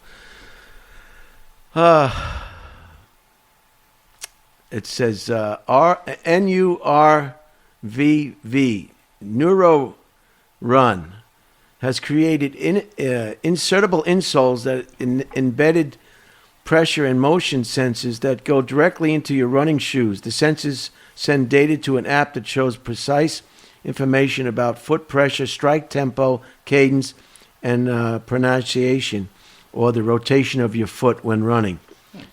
The Neuro told me I was heel striking more than I thought. A big no-no. After making the adjustment, the nagging hip pain that had plagued my runs for years disappeared. The trackers, which rest just outside the shoe, never feel like they're going to fall off and are water resistant with a battery that lasts about 5 hours. That's for people who have That's everything. Kind of cool, I guess. Yeah. I guess if you're a golfer or a jogger, that'd be interesting data. Who wants to crunch that data? Yeah, it's like it just seems like so much. Just walk. Yeah, right. I had a Fitbit for a few months, and I just got. I'm not paying attention to all those numbers. Mm-hmm. And it's a pain too. You have to keep recharging it. Right. Yeah, that's the biggest pain in the ass. There's something here about deep fakes. Deep fakes are evidently getting really, really sophisticated. Yeah, they're getting really good. Oh yeah. I'll just read the last paragraph. The artist behind the Tom Cruise TikTok deep fake. I saw that. That's great. It said,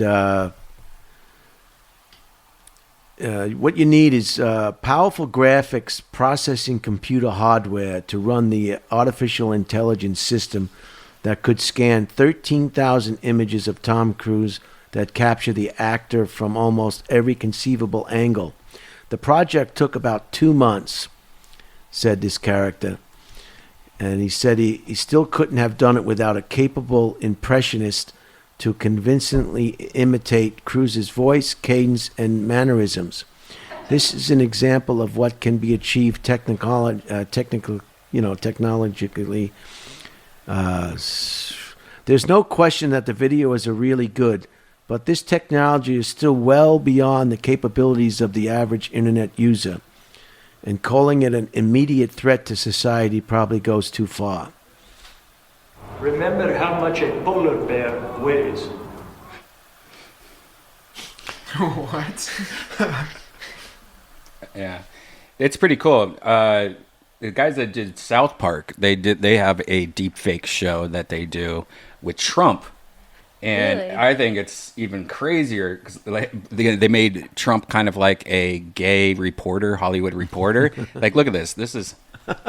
Consumer advocate for over 30 years, it's my job to keep a constant eye out for hoaxes, fakes, and bullpoop. But what happens when scammers deliver? Suddenly, we're no better than blind people ourselves. We must be worse. They're called deep fakes, and some people in Washington think they're a threat to our democracy. Yeah, it's, one of those people is former look, that's Al Gore President deep fake. Al Gore. I was able to speak with him in this Sassy Justice Zoom-exclusive interview. Mr. Gore, let me start by asking, why are politicians in all of Washington so concerned about deep fakes? Well, what has people in the government really scared You can tell it's like Trey Parker's voice. Yeah, you can hear it, in people's mouths. Yeah, This is pretty good. Oh, it's pretty insane, man. Yeah. it's going to lead to problems. Oh, yeah. Yeah. People already believe things that they shouldn't be believing. And now it's going to give them another tool to believe things that are not being really said by people who shouldn't be saying certain things. What? But at the end of the day, who cares? Because you know what? There's going to be a nuclear holocaust, and The whole beautiful blue planet is going to be a little burning ember. The way these crazy people are going. Do you know Edie Brickell? No. And the New Bohemians? Well. Elon Musk is getting into the Texas power market, says so-and-so and so-and-so. The Tesla subsidiary has been quietly constructing a gigantic battery connected to the power grid, capable of powering about 20,000 homes on a hot summer day. Utility-scale batteries can store excessive electricity when prices and demand are low, and later sell it back to the grid when prices are high. A smaller Tesla battery pack has been connected to Southern California Edison's Maria Lewis.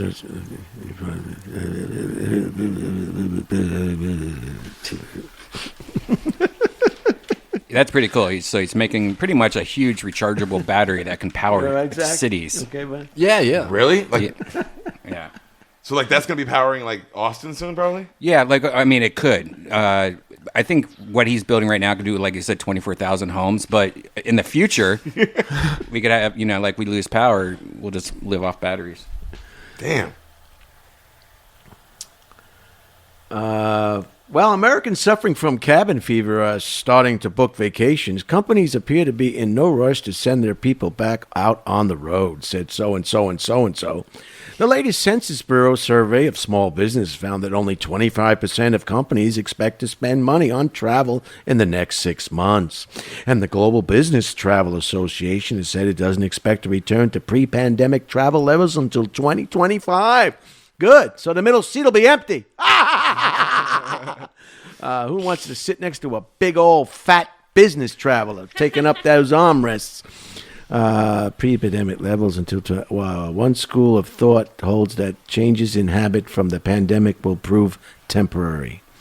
Business travel bounced back after September 11th attacks and the 2008 financial crisis, but after a year of working remotely, many corporate executives have instead noted the effectiveness of video conferencing tools and the money that they save. And the last, I've got one obituary today. Just one? Yeah, the other one was, no offense, I can't do more than one on each episode, so it was either the Doom Buggy or the black activist Vernon Jordan. Sorry. I'm going to go with the Doom Buggy. I don't know if everybody's familiar with him, but he was a great guy. He's a smart guy. He passed away, the poor guy. He was helping Clinton with that Monica Lewinsky problem. He was a personal friend of Bill Clinton, Vernon Jordan. Smart guy. It's like Owen Smith. I'll tell you what he said. I'll just tell you what he said. He said, "My view on all business about race is never to get angry, no, but to get even," he said in 2000. "You don't take it out in anger. You take it out in achievement." Okay, let's do the Beach Bunny. This guy's 95 years old. His name is Bruce Myers. Bruce Myers never intended to spark an off-road revolution in the early 1960s. The Southern California boat builder was looking for a cheap way to reach remote surfing locations in Mexico's Baja California. Jeep struggled for traction in the dunes, but in 1963 he spotted a stripped-down Volkswagen Beetle speeding across the sands in Pismo Beach in Southern California. The self-described beach bum retreated to his garage in Newport Beach, California, and spent 18 months crafting a sand vehicle. Myers removed the Beetle's body, shortened its floor section, and added a lightweight fiberglass body, 2 bug-eyed front lights, and 4 cartoonishly big tires. He named it the Myers Max, M-A-N-X, Manix, a zippy 2-seater that would make the dune buggy an icon of the 1960s California cool and inspire an estimated 250,000 copycat models. If I'd known a lot about car design, there wouldn't be a dune buggy, Myers says. I broke the rules. He was born in Los Angeles to a song plugger mother and a father who was hired by Henry Ford to set up Ford dealerships across the country, said so-and-so and so-and-so. Myers spent much of his youth at the beach and enlisted in the Navy during World War II, narrowly surviving a 1945 kamikaze attack on the aircraft carrier Bunker Hill. After the war, he attended art school, specializing in, fiberglass, and began designing and building fiberglass boats. Those skills helped him create the Mannix, initially sold as a $985 kit. Sales accelerated in 1967 when Myers and a friend took Old Red, his first Mannix, to Mexico and won a 1,000-mile off-road race that took drivers through steep gullies across the soft sand and past other obstacles. Old Red beat the previous record by 5 hours. Man, 1,000 miles. That's a long race. Yeah. That's like from El Paso,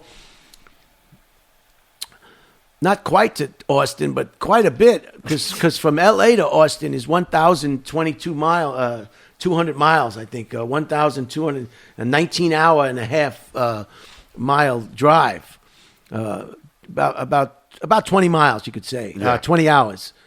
So 1,000 miles, that's a race. God, it's a long race.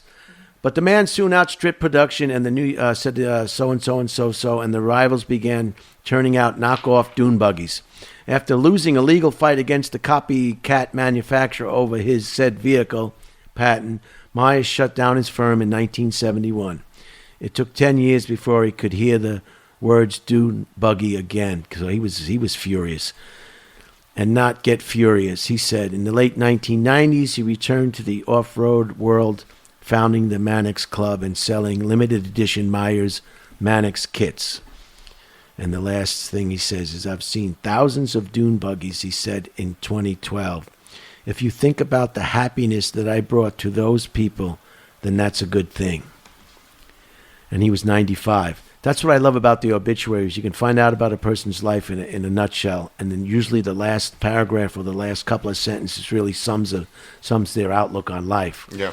Just like we did with Vernon Jordan and now with Bruce Myers. And it's the same thing that we talked about with the Markle interview.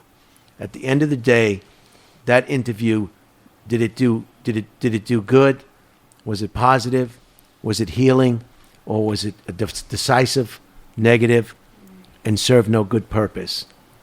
And I think it was the latter. Yeah, I agree. So who would want to live with a person like that? The reason you two guys get along as well as you do, as many years as you have, is because you're both positive, enlightened, easygoing, open-minded people with a great sense of humor, no chips on any of your shoulders, free thinkers, and just enjoying life. And that's the kind of people you want to be surrounded with. Right, Zach? Wake up, Zach. I absolutely agree with you, Holtzman. You know? And that's and that's, you don't want no negative. You don't want no negativity. You know, we all have it, but you try to keep it to yourself or vent it to strangers if you have to. But not on Oprah Winfrey. Not on Oprah Winfrey to the whole world crying about the way you think you were treated. Every story in the newspaper that said it went this way, she said it went the other way. They said she made her cry, and she made me cry. Everything. It was the classic BIT. You finish it. Anyway, and then the last item of interest is the wisdom part. Some of them we understand, some of them we don't. And there are worse crimes than burning books. One of them is not reading them.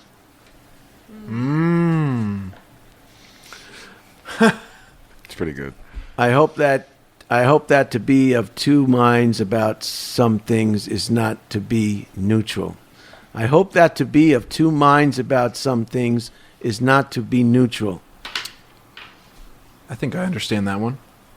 Tell us, what do you think it is, Zach? You can have multiple opinions on one thing while not taking a side. Could you read it again? Sure. I hope that to be of two minds about some things is not to be neutral. Never mind. I have no idea what that means. Yeah, that's kind of a tricky one. Everybody talks about the weather, but nobody does anything about it. That's just funny. Yeah, it's just a bit. Children begin by loving their parents. As they grow older, they judge them. Sometimes they forgive them. It's true. You lead a lot of people that are mad at their parents. Yeah. There's no handbook to be a parent. They did the best they could with what they knew how to do. Mm-hmm. Simple as that. And your parents are going to treat the first child differently than the seventh child. And you got to love kids. I bet there's a lot of people that have kids that don't like kids. Yeah. How'd you not like kids and then have kids? Kids just come around. Some of them are planned, but most of them are not. Yeah. Two people fall in love, and all of a sudden you got these human beings running around. Must be horrible. I mean, to have kids, you gotta like kids. Yeah. I mean, you gotta like kids a lot, I think. It's a lot of fun to make kids, though. It sure is. I think, therefore, I am is the statement of an intellectual who underrates toothaches. I feel, therefore, I am is a truth much more universally valid. Ah, fuck you.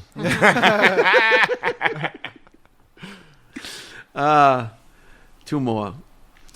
He who cannot how will not find his pack. It's a good one. Yeah. The greatest lie ever told about love is that it sets you free. Oh, that's a good one. Too real. That's a good one. Well, thanks. That's the items of interest for the for today. Wow.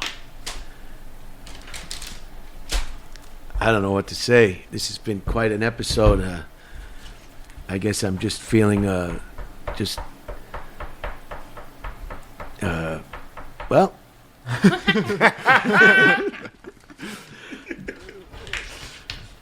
How many podcasts have you been on together before? Is this a usual thing for you two to come in as a group? Are you interracial activists?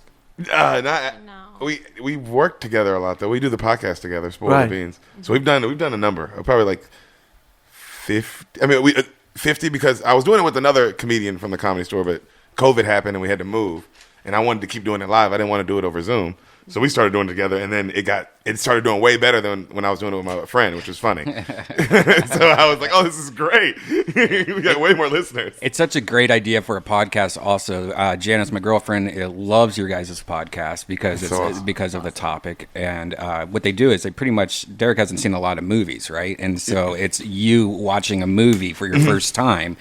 It's pretty much the gist of it, right? Well, yeah, so she hasn't seen like Forrest Gump or these big Independence Day, so I'll watch the movie and I'll just explain the entire movie to her. He basically performs Just the whole movie. I just perform the whole movie to her. We've done every movie that you can, from Kill Bill to like Men in Black and then like small independent movies too, and musicals and all. So I literally just, it's not like I'm reviewing it or giving you my opinion on it. I'm just telling you exactly what I saw and singing the songs You're doing and a doing cover of the movie. doing a cover of the movie. I'm like a cover band before a movie. Was there a movie that after you did it, like you're like, I got to see this movie now? Like Forrest Gump, as an example. Training Day, you were like that. Training Day, I was like that for sure. Oh, really? Yeah, I definitely had to see Training Day. You just told me a new one recently called Sing Street, which I'd never heard of. I've never heard of that. It's really cool. It's really an independent movie, Irish movie. It's like a small movie, but it was fucking awesome. It was a really cool movie. Yeah, Denzel Washington is unbelievable in that scene near LAX under the overpass where he gets fired up. Mm-hmm. I mean, if you think you can act or you want to be an actor or an actress, watch that and then ask yourself, do you think you could do that? Yeah. Unbelievable.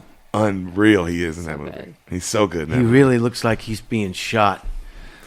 And there's no shooting. They're all blanks. Nobody's hurt. It's all fake. It's all fake. But he makes it look like he is being shot. Yeah.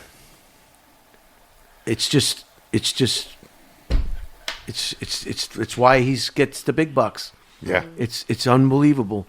That and the scene in The Godfather when he shoots the Irish cop in the throat. Oh my God, it's great. It gives me the chills. Yeah. He's got the food in his mouth. He's got the bullet in his throat, and that guy is a famous Sterling Sterling Hagen or something. Oh man, I think that's what we love about movies, when the real actors shine. Yeah. And not someone, because if you that's the whole trick. If you watch them and you can see they're acting, it's over. It's done. It's done. You're a professional. You see the movies. You guys, that's what you guys do. And but it is done. Yeah, you can feel it. You got to be able to feel it. If I'm watching you act, then it's like over. Yeah. And when you hate that character, that's when they just nail it. Yes. Oh yeah. When you hate that character, like that in Casino, man, I hated that character, Pesci. Oh, you hated him. Well, he was a bad man. He's a bad guy. He was a scumbag. God. He was a guy that you could bump into and he'd have your fingers cut off. You know what I mean? He was a bad guy. I didn't like that. Because there are people like that in the world, and you just hope you never get near them.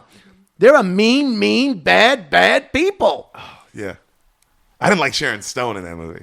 She's just a bitch. Oh, yeah, but she was one of those women that was married to a guy that she really didn't particularly care for. Yeah, he's just she rich. liked the money. And he fell for it, and you're like, how did he fall for this? And she ruined the guy's life. Yeah. Or he gave the guy headache after headache after headache.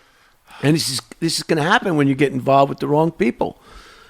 But yeah, that character was at the end when they buried him and hit him with baseball bats without his clothes on. I was like kind of relieved. Bury that guy. That's a bad guy. Yeah, remember when he was even fooling around with the wife? He was fooling around with Sharon in Stone. the trailer. Yeah, because she wanted him to kill him. Oh, dude, that movie's fun. He was a bad guy, man. He was. So when you really hate the character, you know that they're just knocking it out of the park. So I think we did a good job today. We proved that special needs adults can have their own podcast. You're leading the way, Brian. Trailblazer. And I'll just ask you a few quick questions, and then we'll get out. You're into it? Absolutely. Okay. Michael, if you were a famous rock star, who would you want to be? Freddie Mercury, Liberace, Elton John, George Michael, or Boy George? Interesting, because they all are similar. They all have great voices. They all like to have sex with men. I didn't even notice that. I'm gonna go Freddie because I want the best voice. How about you, Sam? Elton John.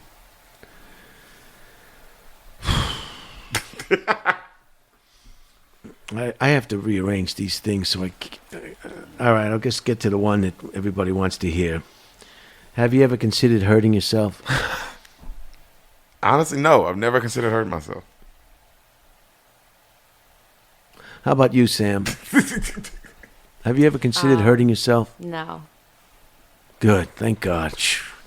We get some guests on here who say yes. Who says yes to that? It brings down the whole podcast. There's nothing sadder than a suicide survivor. It's just so sad. Suicide survivor. You know what a suicide survivor does to a family? It's just it's terrible. You know, what do you say to somebody in the family who's tried to kill themselves and survives? It's just like, where does the conversation go? Yeah, just have the decency to do it. You know, It's over with, right? You know, you're at a party and you say, well, why are you wearing that neck brace? And they say, oh, well, you know, I tried to kill myself a couple of weeks back, and the doctor says I'm going to have to keep it on for about 2 years. Oh. 2 years? I broke some cartilage and some bones in the spine, and all right, thanks. I have to get some more beer. Anyway, do you hate your mother? Yes. He asked the right question. Real quick. He too. really asked the right question. Why do you hate your mother? That's not. I'm indifferent to my mother. Mm. Yeah. Yeah, moms and daughters have quite a complex relationship. Sexual tension. Sexual tension is there. Yeah. So it's a true thing, huh? Yeah, there was a lot of videos about it. On Pornhub. So wow, how about you? Do you hate your mother? I love my mother. Good. If you could go anywhere in the world with a full and expensive paid trip, where would you go? I think that was already a question from your game show at the beginning. Thank you. What was your best comedy experience? I was on Kill Tony one time, and Ron White and Dave Attell were there, and they both said they liked my jokes. Yeah. Dynamite. Yes. Dynamite. I still live for that feeling. How about you, Michael? When was your best comedy experience? Yeah, Michael. My second open mic ever. I remember. I got. It was the only time I ever got a standing ovation, and it was at a black club. So it was like all these black comics and like the black people in the club, and they were losing their mind. Like I had never. Like people were getting up out of chairs and standing up on chairs, and I kept doing and they were just going crazy. And then the comics, they picked me up and carried me out, and they gave me a weekend, and I got to open for Donna Rollins, and it started everything. Your second open mic? Second open, and I've never had a set anywhere close. Never had a set anywhere close to that 9 years later. Damn. Still to this day. Did you record your set at that time? No idea that even to think about something like that. You know what I mean? No clue. That's but crazy. And I met Donna over that weekend. That's great. He's a nice guy. Really awesome. He's dude. hilarious. Super He's cool. real down to earth. What's your favorite movie star?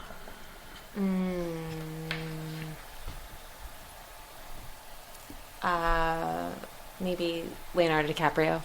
Yeah. How about you, Michael? Leonardo. Really? No, yeah, he's my favorite by far. Which movie? That's why he's my favorite. It's all of them. Basketball Diaries, man. Django for Django, sure. dude. But Wolf of Wall Street. I mean, he's perfect. Titanic. His resume is perfect. I think one of the best scenes that I like from him is. Did you see the Mr. Ripley? Talented Mr. Ripley. I never saw that. I never saw that. That was a good one too. But the scene in Once Upon a Time in Hollywood in the trailer was great. Oh my God! He's going off on himself, and he's like, "I'm not gonna drink anymore." And then you see him, he's like, "God damn it!" Then he says he's gonna murder himself. He's gonna kill himself. You don't do this if you don't nail this. And then he nailed it. Yeah, then he he did. just nailed it, man. Oh, I loved it. Loved it. He went in there and he nailed it, man. Oh, he's a great actor. You're right. What is your favorite movie, Sam? Forgetting Sarah Marshall. I've heard of it. I haven't seen it. How about you, Michael? Dark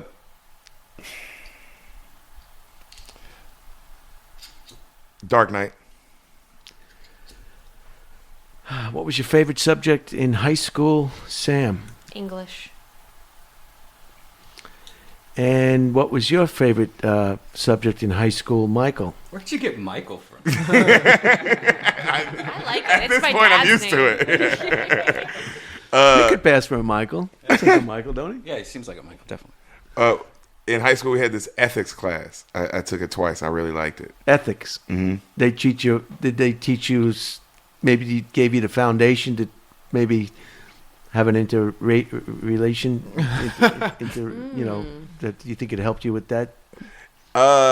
Not that, but religious stuff, like just learning about like the Quran and like all these other things at this, because I only knew about the Christian stuff, and that I just remember that blowing my mind. That's and, a like, great learning voice. about I tell you, you don't know whether he's just messing with you when he's talking. He's sometimes. Yeah. It's like chocolate rain over there. You ever dine and dash? No. How about you? Yes. I was going to say. Yeah, I was gonna say. I was going to say. I would probably take that as a yes. You're hard to work with. Are you difficult to work with? I don't know. Am I hard to work with? Are you difficult to work with? I feel like I'm more difficult to work with than she is sometimes. Yeah. That's true. I'm gonna say that. Yeah, because I want it right a lot, and that doesn't mean anything in art. To want it right, it's like that's impossible. You also, it's not that you want it right. You want it your way. Yeah, that's right. And if you won the lotto, what would be the first thing you would purchase or do with that prize?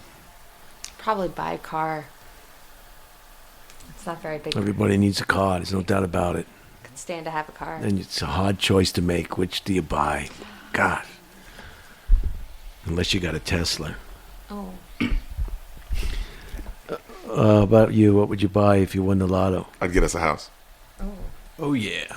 Okay, so we got both things We'll covered. get both things covered then. And also, we got really lucky we hit the lotto twice. Right, both of you. I'd get a piece of glass with a handle. Oh, like a mug.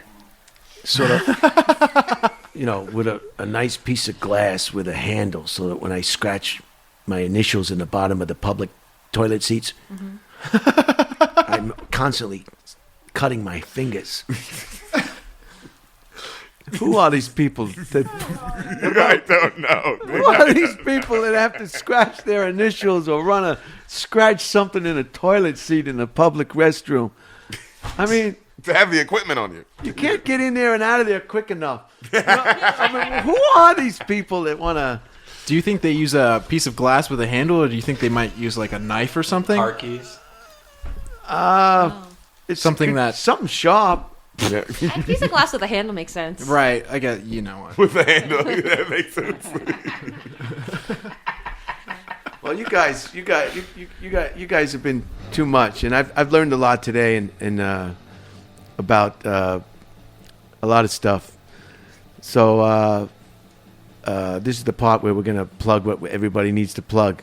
So we'll start with Zach. Zach, do you have anything you want to tell us? Keep watching Kill Tony every Monday. It's getting better and better. My name is Zach Bogus. ZACBOGUS on Instagram and Twitter. Dynamite. Thank you. Derek, go ahead, buddy. Spoil the Beans podcast comes out every... Say it slow now so they get it. Spoil the Beans podcast. Yeah, there it is right there. It comes out twice a week, and we do a third episode, or a bonus episode on Saturday, so 3 times a week, most weeks, but always twice a week, and it's just fun. If you love movies, it's for you. It's a podcast made for you. It's only whatever movie the episode is, that's what it is. That's what movie I'm telling her. So you always know what each episode is, and it's simple and it's fun. It's just a good time. I like movies. Do you do old movies too, like in the 70s? Yeah. Real movies? Real movies. Yeah. Yeah. Those are the greatest. Thanks. And so Spoil the Beans. And you have like a lot of Instagram followers. I was over on 20,000. I was on a podcast. I was on The King and the Sting, and I've done Fighter and the Kid. That's what got me all the followers. And you have over 23,000. Yeah, those are big. That's a big podcast those guys have. Good for you. Is anything else? That's great. I have a question for you. I have one question. I don't know if you want to answer it. And I've heard a story about you, and I just want to, from Eleanor Kerrigan one time. Eleanor. Yeah, this ought to be good. She was giving us a ride home, and she said one time you got into a fight in the OR with like Martin Lawrence's like security. Yes, I didn't get into a fight. What happened? When you get into a fight, that means that the combatants are striking one another. Yes. No. Yeah. I was on stage in the OR, and Smiley was there from HBO, and the place was packed. And Martin Lawrence was in there with his bodyguard. So, and he was heckling me. Now, why would a guy like Martin Lawrence, and you knew it was Martin Lawrence because he has big ears that stick out the side of his head. So he was heckling me, and I made the mistake of left the stage in the OR and approached him with no intention of hitting him. I guess I just wanted to, get in his face. I don't know why I did that, but I did it, and I paid the price because his bodyguard is like this.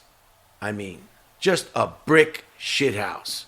And of course, a bodyguard has to be a bodyguard. He can't take any chances of what I'm going to do. Yeah. He has to protect the client. And he gave me a shot. Not a sloppy roundhouse. A professional, and thank God he did, because a sloppy punch can do more damage, than a professionally thrown punch. And I've been knocked out before, so it wasn't like it was anything that I hadn't experienced before. Yeah. Anyway, he went like this, straight back, and straight bam, and he hit me right here. And just like in the cartoons growing up, where the cartoon character flies over the tables. Yes. Just like it. I was off my feet. So this was an exciting event for me because I've been knocked down, but never so eloquently, so professionally. I mean, I went flying over those little round tables in the OR. You know what they are. Over those tables, airborne, just like in the cartoons. And you can feel yourself off the ground. And then I hit the ground. And of course, the first thing I said is the show's going on. I'm not going to ruin the show. You know, I wasn't going to play dead or try to sue anybody. I knew I had made my mistake. There was a show going on. I needed to get up off the floor, and I did. I wasn't knocked out unconscious. I got up, and I walked to the back of the room so that the show could continue. And then People magazine was calling me up. They wanted to see what happened. And that was around the time that Martin Lawrence would do crazy stuff. Yeah. Remember, he'd go out in the valley with a handgun. I remember that. Yeah. So I didn't want to be part of somebody. You didn't know whether it was true, whether he had mental problems, or maybe he was just trying to get publicity for an upcoming show or movie. Mm-hmm. You don't know what the agenda is of these Hollywood types. You know what I mean?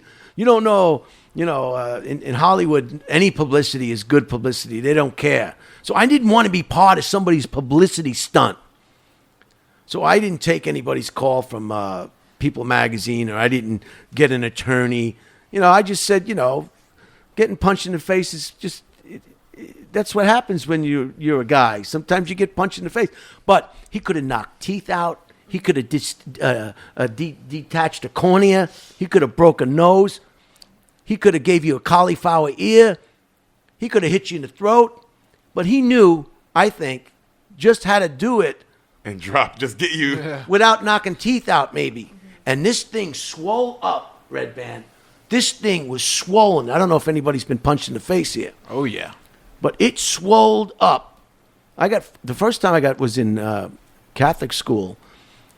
And it really wakes you up and it treats you that life can maybe go sideways. Yeah. If you've never been, this is why I can't stand politicians who've never been punched in the face and they send young women and men to get killed and get blown up. Yeah. And they've never even got punched in their face their whole life. They don't know anything about violence. They don't know anything about pain. Yet they send people to their death. That bothers me a lot. Yeah. Anyway, so so that thing swolled up for, there was a knot. But so he was definitely a professional, and that was quite a scene. And the guy from HBO, Smiley, said it was the most unreal thing. It was the most something that he ever saw in his whole life. Stu Smiley, that's his name, from HBO. And that's what happened in the OR. Wow. So that's a true story. I just wanted to hear from you. That's an amazing story. That's unbelievable. But I wasn't going to let me get me down. Mm-hmm. You know, I took full response. See, that's what's the problem with people. They don't take full responsibility for their actions. No, you could have blamed. Yeah, like they would have just blamed Martin Lawrence forever. Yeah, I'm the one who got off the stage, and unfortunately, I took the brunt of it. But that's exactly what happened. What a punchline! What a punch that! Oh, and it was loud. It was, you know how the OR is. It's a great room for comedy. It's a great sound. It was loud. Oh, man, was it loud. Bam!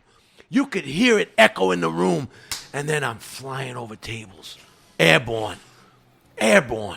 So anyway, that's the story. Wow.